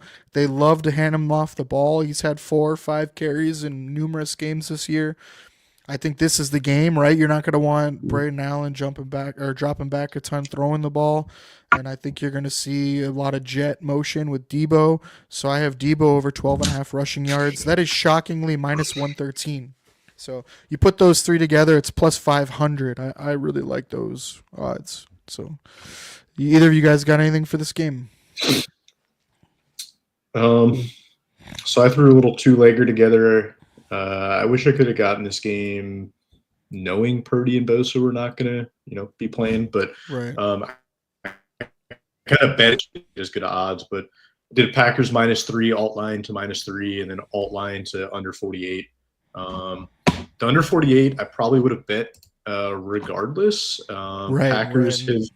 Packers have hit the over 1 time in their last 6 games. They're playing all these games pretty close. They haven't been covering the spread. Well, that's why it's early, right, to bet earlier in the week if you like something in a game. If you like a line, if you like a total, don't wait. Bet it earlier in the week, especially if you think injuries are leaning a certain way. I mean, that total moved, 4 points with the injury, and I think the line moved, 3 points with the injuries. So that's moved, major. Let's see if I can find that open. Was it 2.5? Was it 2.5? It was 2.5. I know that. I don't remember the over under. I think it was... But if you do put those 2 bets together, it's plus 145.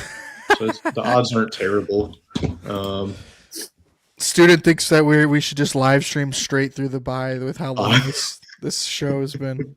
He's a fellow degenerate as well, though, so he's taking notes. Oh, for sure. And then I threw a little 2-legger together. If San Francisco wants to have any chance at this game, they got to get the ball to their playmakers. So Kittle has a great matchup this week. Shout out PFF tight end matchup tool. So I like Kittle going over 40. It's really not that high of a number for him. And then McCaffrey over 3.5 receptions. They got to get him the ball one way or another. Low. And if they're playing from behind, put those 2 together, plus 190. I think there's a realistic shot of that happening from a game. Throw the Debo one in there and the Brandon Allen one in there. It's a nice little parlay. Now we're talking a Jake parlay. Right. Got to make it worth my while, man. Yeah. All right. You got anything, Chase, on this one? Yeah, I had a wild hair with this one. They had a plus 350 for any quarter to go scoreless. And I feel like with Love's inability to push it downfield against them, his ability to turn it over in every game, and I had that before the Purdy injury, so now I feel even better about it.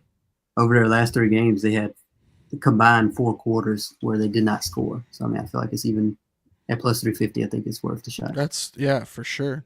By the way, that Christian McCaffrey receptions is at 4.5 now.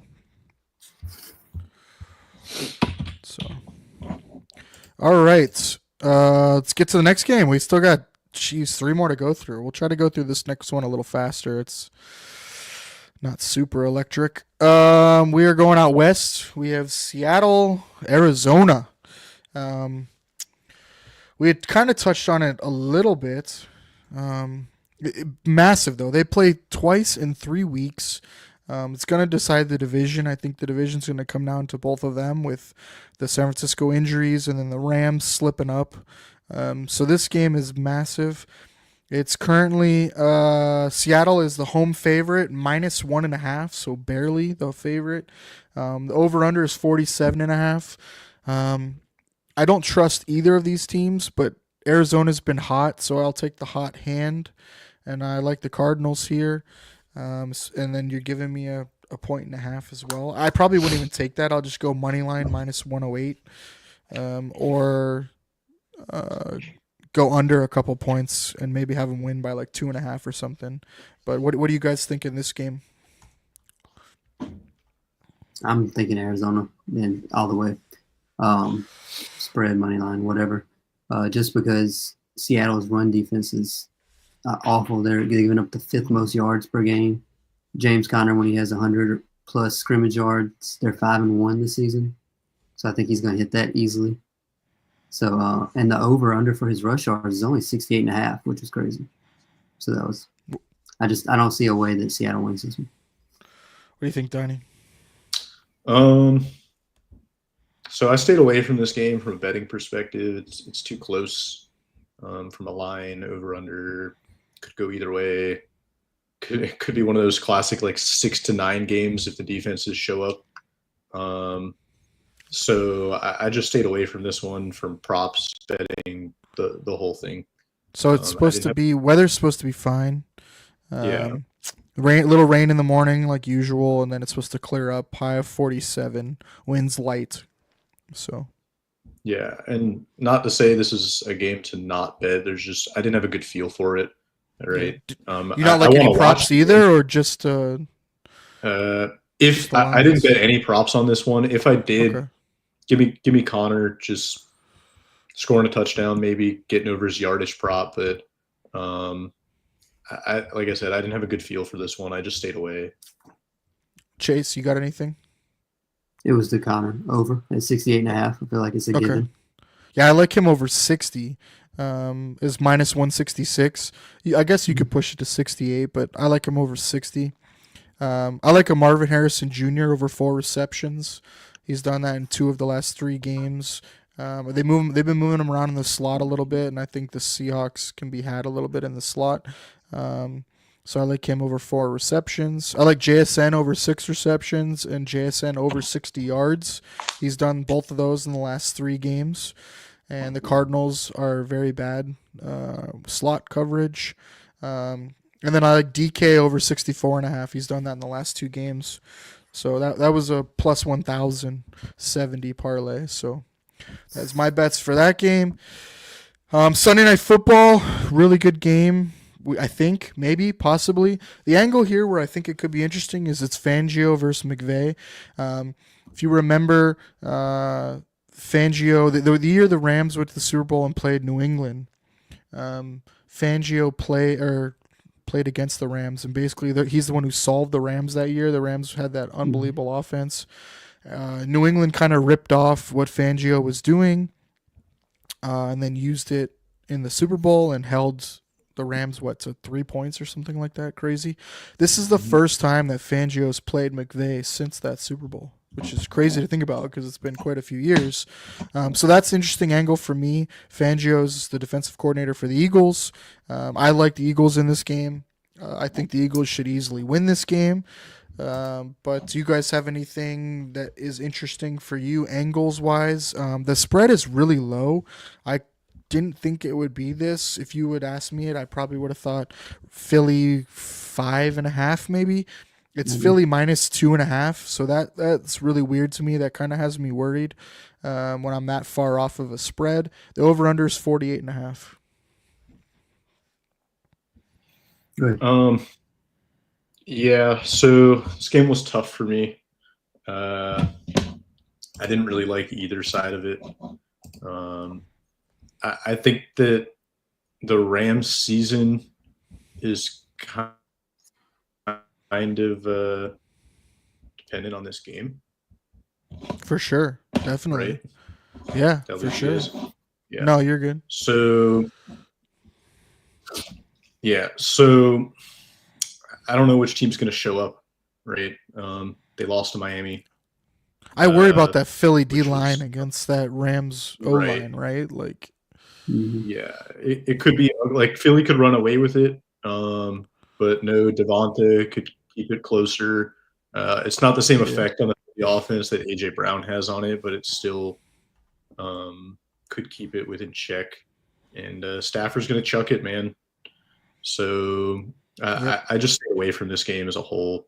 I put a parlay together when we get to that, but I stayed away from the points and the spread. What do you got, Chase? At the Eagles, I just don't see any way that the Rams can exploit them. It's regardless of all that. I mean, it's the Defensive Rookie of the Year bowl, basically. Jared Verse and Quinion Mitchell is going to be one of those two, so I'm intrigued by that. Yeah. Philly's just dominating everyone on this win streak that they had. They have it's over 1,000 yards net yard differential. Let me say. Versus their opponents, and no one else since week 6 is over 500, plus 500. So they're way ahead of everyone else in the league right now. So, I mean, it just seemed unstoppable. Sirianni has shut up and actually started coaching, it seems. So if he's not doing something stupid, it helps them out a lot. Yeah, I don't think people are talking enough about the run that Philly's been on. Like, they are really, really impressive right now. I did a little parlay too, shocker. It's plus 17-13. So I have Dallas Goedert going over 60 yards. That's plus 146. He's done that in 3 of 5, but the one game without Devonta, he had 7 catches for 62 yards. I also like him for an anytime touchdown in this game. It's plus 300.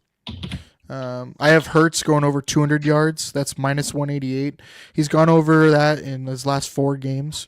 He's gone over it in 6 of 8 games. I think that bar is pretty low. I have Hurts rushing for 36.5 yards. He's done that. He's gone over that in the last 4 games as well.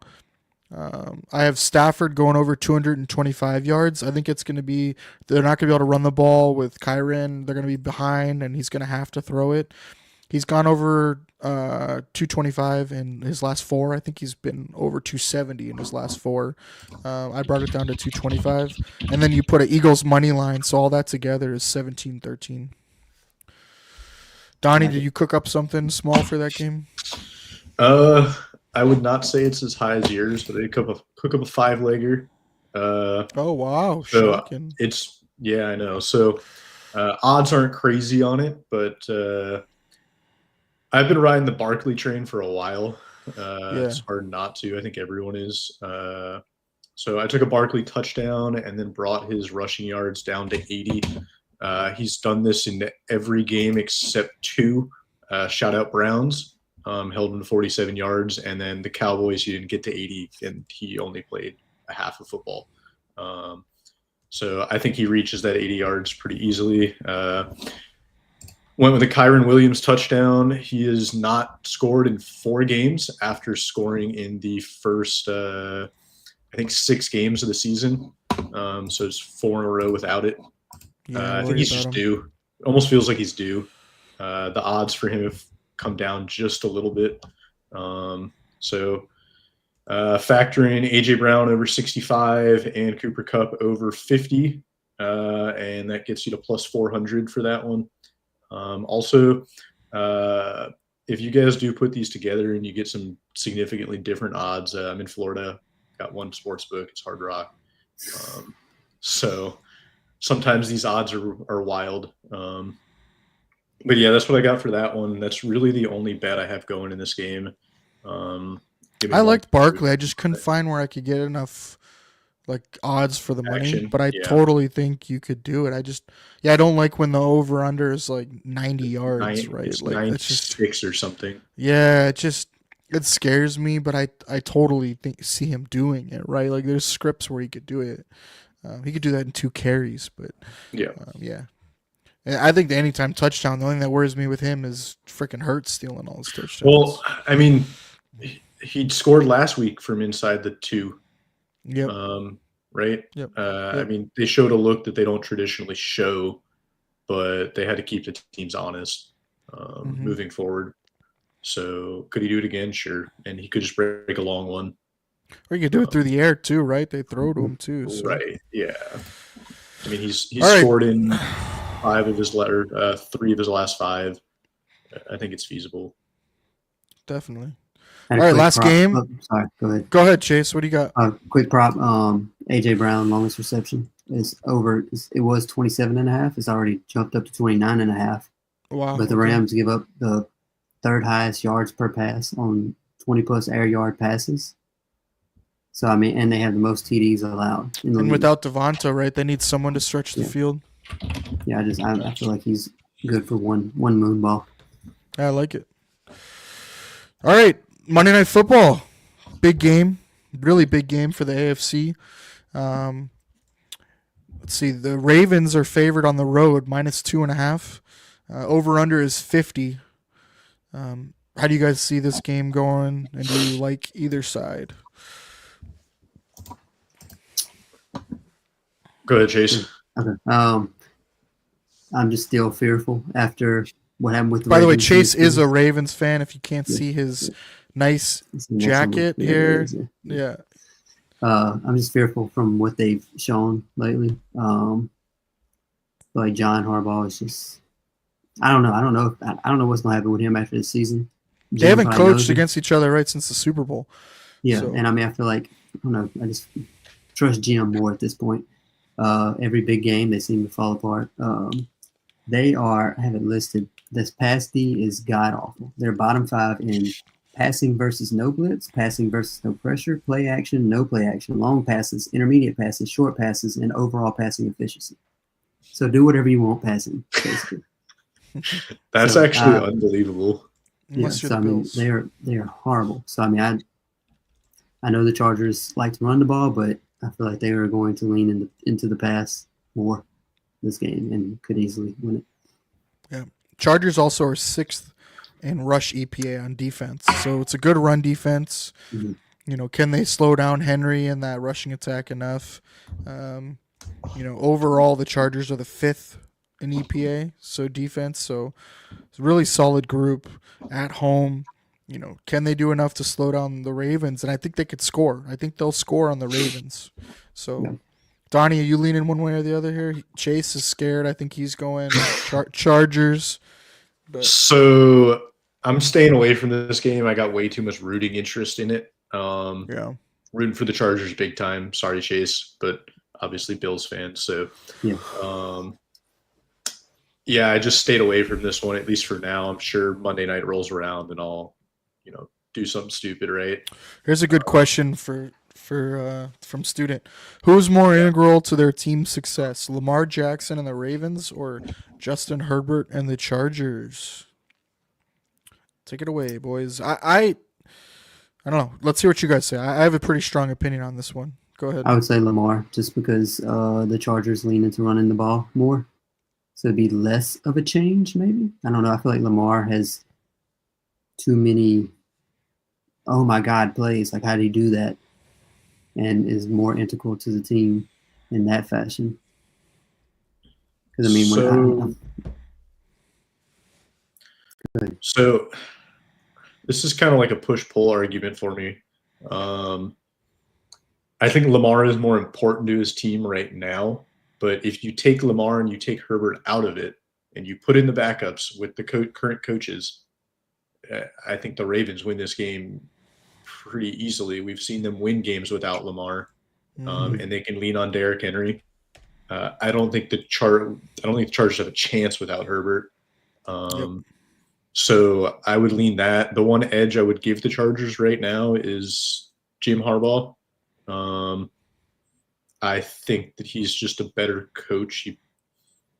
In the tight games, I think he's made better decisions down the stretch. John's gotten sloppy. He's blown leads. He's known to blow leads, especially in the fourth quarter. And at the end of the day, Tucker's also struggling. So, but going back to student's question, yeah, I'd probably lean Lamar just because of how important he is to the team. But if you took them both out of the equation, I think it's a little bit different of a game. If you swapped them, the Chargers, because Greg Roman's running that team right now.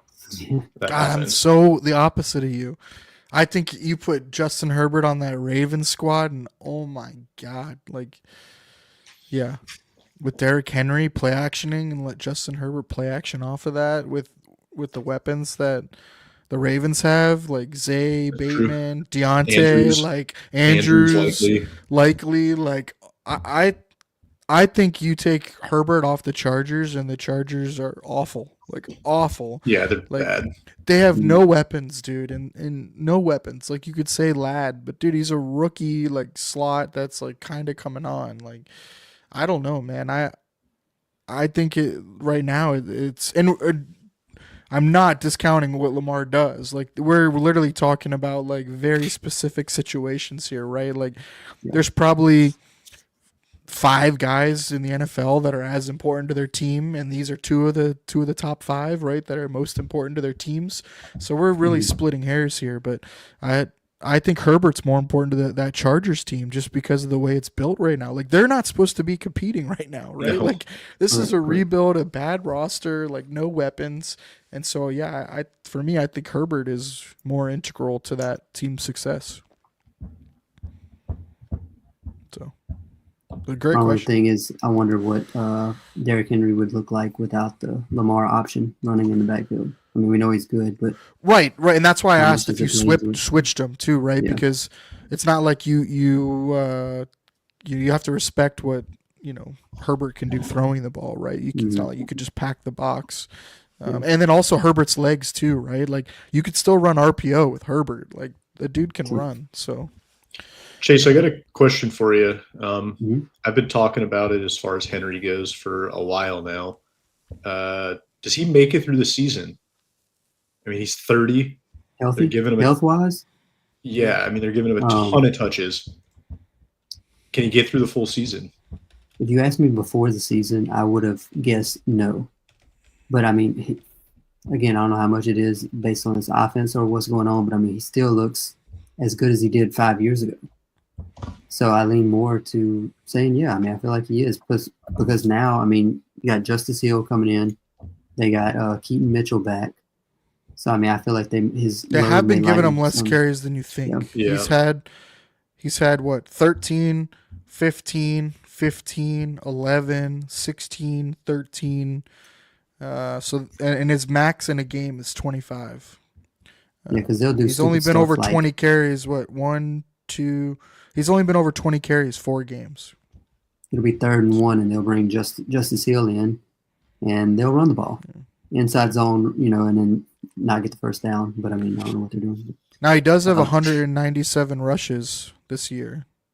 So I think the magic number is keeping him under 250 before the playoffs. But that's a lot of carries, man. That's a lot of carries. There's still 6 games left. That's what you're telling me, that they're going to give the ball to him 10 carries or less? No. I don't think so, man. Let's say they average 15 carries a game, right, for 6 games. That's 90 carries. That puts him at 287 before the playoffs. I don't know, man. I think Donnie's got a good point. You got to worry about him.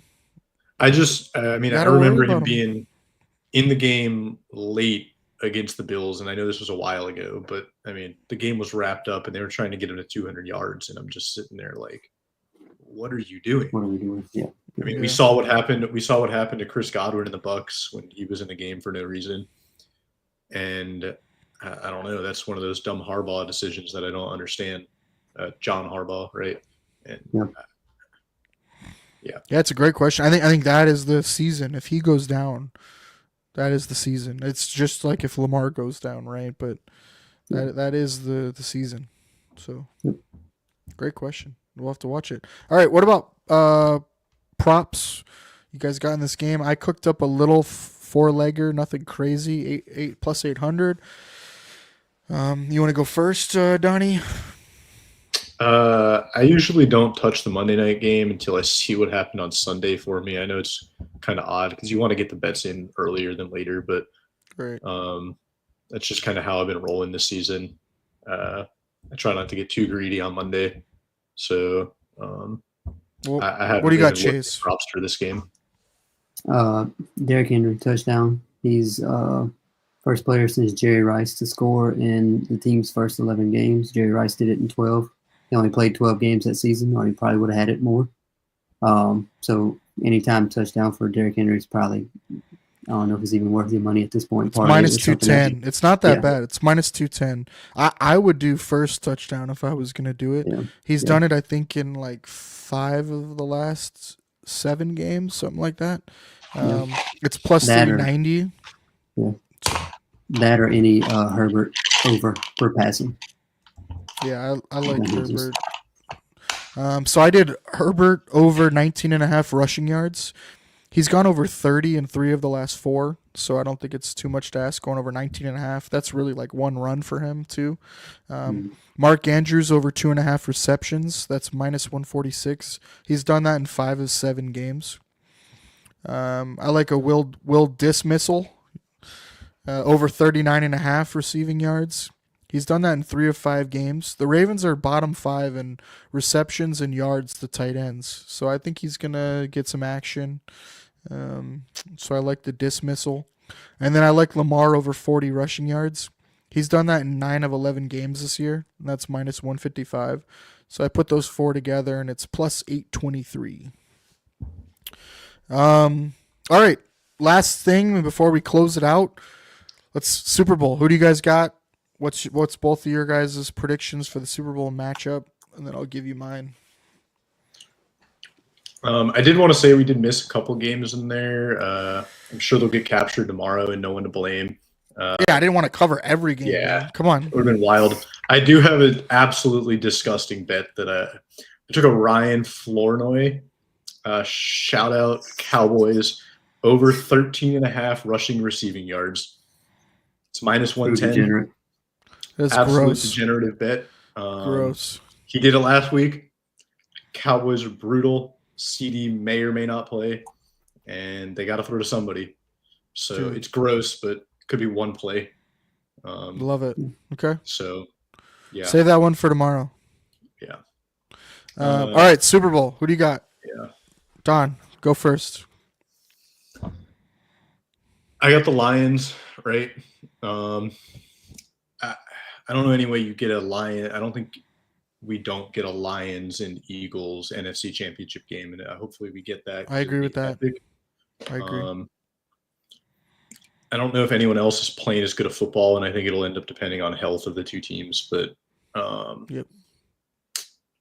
maybe it's really going to depend if the Lions offense can just keep scoring, because their defense can't stop any real good offenses right now. Philly would be the one team that matches up pretty well against them right now, right? Good defensive line, can stop the run, can shut down the pass as well, and their offense can score with just about anyone as long as their 2 receivers are on the field. But give me the Lions because it's probably a home game for them. At least that's the way we saw it. AFC is really muddled for me. I would love to say the Bills, but they haven't proven they can beat the Chiefs in the playoffs. They haven't proven they can beat the Bengals in the playoffs. They have proven they can beat the Ravens in the playoffs. Sorry, Chase. But I got to go Chiefs. They'll find a way. They always do. So you have Chiefs over. Who do you have winning that game, though? That's tough. What a great Super Bowl, though. Right, that would be an epic Super Bowl. Yeah. I gotta lean towards the Chiefs, man. They're going for the three-peat. The Lions' defense is probably going to get carved up in that game with no Hutchinson. They don't have a game ender. They have no closer. Their secondary is already not great to begin with, and the Chiefs' defense is good. They're really, really good. So give me the three-peat for the Chiefs until someone proves otherwise, right? Gross. It could be one of those disgusting Super Bowls, like 16-13. Even more gross. Yeah, but I hate saying the Chiefs are going to win, but that's what I'm going with. All right, Chase, what do you got? I also have the Lions. I mean, like we said earlier, I just don't see them being stopped by anyone, especially if it goes through Detroit. They don't have to go to Philly. I think they'll be fine getting to the Super Bowl. AFC, I have Buffalo getting there. Yeah, my boy. Let's go. I mean, the Ravens I don't trust. The Chiefs, I mean, I could easily be wrong about this, but Mahomes has not been Mahomes this year. Too many turnovers. The Bills seem like the most well-rounded team in the AFC. Josh Allen's not turning over the ball, doing those crazy throwing it anywhere type passes as frequently as he has in the past.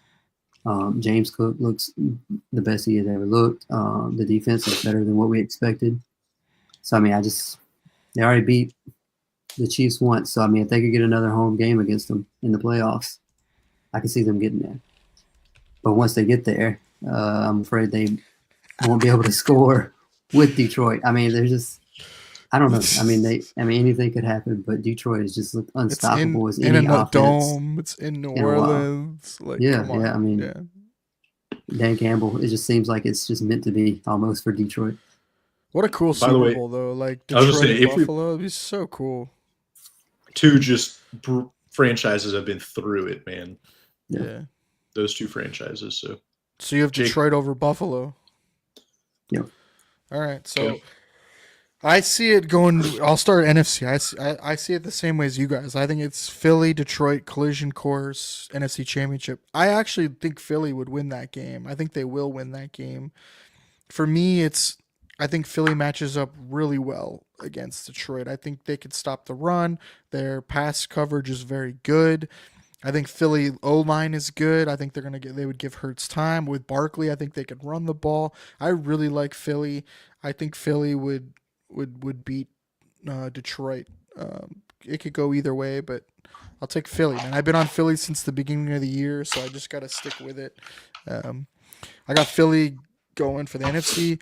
And then I was back and forth about 1 trillion times, but this is for fun. So I have the Bills going as well, like Chase. I think if everything goes the way it should, and obviously, injuries for all these teams are what is really going to matter. But with the pieces the Bills have coming back, I think they're really well-rounded. And I think this is the year, man, that they can make a run. And it's the kind of year where they come out of, they're supposed to be rebuilding and the pressure's kind of off. And they get hot at the right time now, the late bye. And I just think it all comes together. And so, especially if they get the 1 seed. But I got Buffalo going. So Buffalo versus Philly in the Super Bowl. And I sneakily really like Buffalo against Fangio.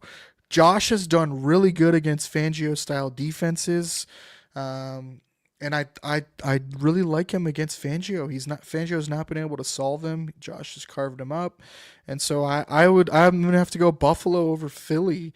Super homer take, but Buffalo over Philly in the Super Bowl, man, would be just freaking insane. So, yeah. Guy can dream, but really, my original pick was KC over Philly. I think that is the more likely rematch. Really, KC over Detroit. I think you guys are right there as well. I think Detroit's the most likely. But man, if Philly can be healthy, that is a team I really think matches up well against Detroit with Hutchinson out. I think that really, really matters. Like you said, in the playoffs, you need a closer, man, and I think that's the first test Detroit's going to have in the playoffs is against Philly. Yeah, watch Philly lose like the first week. Yeah. I just don't see any of the 4 teams that we mentioned not being. If we'll get a. I think Baltimore is the one, right? Like, I think Baltimore is the team that if they put it together, they figure it out on defense. They have the personnel, man. It's just, can they figure it out? Can they put it together on defense? And I think that's the team that can totally do it and make a run. But we're asking for something that we've never seen happen, right? We've seen Josh Allen play really well in the playoffs. We've obviously seen Mahomes go nuclear. We have not seen Lamar play well in the playoffs. We haven't. So it's hard to trust him. And then also with the hole that they've kind of dug themselves and probably will, they're going to have to go on the road at least once, if not twice. So you're asking them then to go to Kansas City or Buffalo, maybe even both, and win those games. And I think that's a lot to ask of Lamar and this Baltimore squad. Are they capable? 1,000%. I just think that's too much for them. So, all right, cool. Well, really appreciate it, guys. Thank you both for joining me. Chase, why don't you tell people where they can find you and what you're going to be working on? Let it rip. So, As he said earlier, you can find me on Twitter, X, whatever, King NFL Stats. If you're wanting to see a lot of all these prop bets that had analytics behind it, that's what interests me the most. So it's constantly what I'm tweeting out. I'm tweeting out on Sundays. I do one way that each team could win their matchup. Try to do underdogs more. Try to figure out a way that they could win based on the analytics. You can also catch, if you want to follow me on TikTok, it's King Sports Talk on there. And it's just breaking down usually the Thursday night games or Sunday night games or Monday night games in more detail than what I'm doing on Twitter. Awesome. And then Donny, the one in the middle, he is Do Champion's social media manager. You can always throw hate at him at Do Champions on any social media, or his personal social, which is at Do Don 8. Please do not forget the 8 at the end. It is very, very important that you put the 8 on the end of his name. So. I might have to go change that. I just found out about that today. We might have to change that. I think you do. I think you're gonna have to go to like at Do Donny maybe or something, dude. But yeah, or like at Do Don has been ruined, ruined, dude. dude. No, just you gotta go Donny, man. Just don't even go. Or how about you go at Do the Don? You know, yeah, that could work. That might be better. Man, that's brutal. All right, well, next up we have the Sunday morning edition of No One to Blame, 10 a.m. Eastern time tomorrow morning. You'll catch Jesse, myself, and Donny. Donny will be joining us this week as Kevin is taking the week off. Kevin lost a bet last week against Jesse, and so I think he's hiding because he has to wear a costume for the next show, and I think he doesn't want to do it. So Donny will be stepping in. We'll see if there's any show bets. But the Sunday edition of No One to Blame, 10 a.m. Eastern time, we give you all our favorite player props, parlays for the Week 12 slate, kind of like what we did tonight, but we don't go as in-depth game by game. We kind of stick more to the plays we like, give you our best bets, and then we'll do FanDuel Daily Fantasy. We'll give you our lineups for that. And then we usually ask that you give a lot of questions on your fantasy lineups, injury updates, stuff like that. We talk about who starts, sit, stuff like that. So really fun back and forth tomorrow morning, so please join us, 10 a.m. Eastern time. I'd like to thank again our show sponsor, Happy Holiday and Mackenzie Tree Farms, for supporting us. Please remember this holiday season to buy a real Christmas tree grown here in the USA.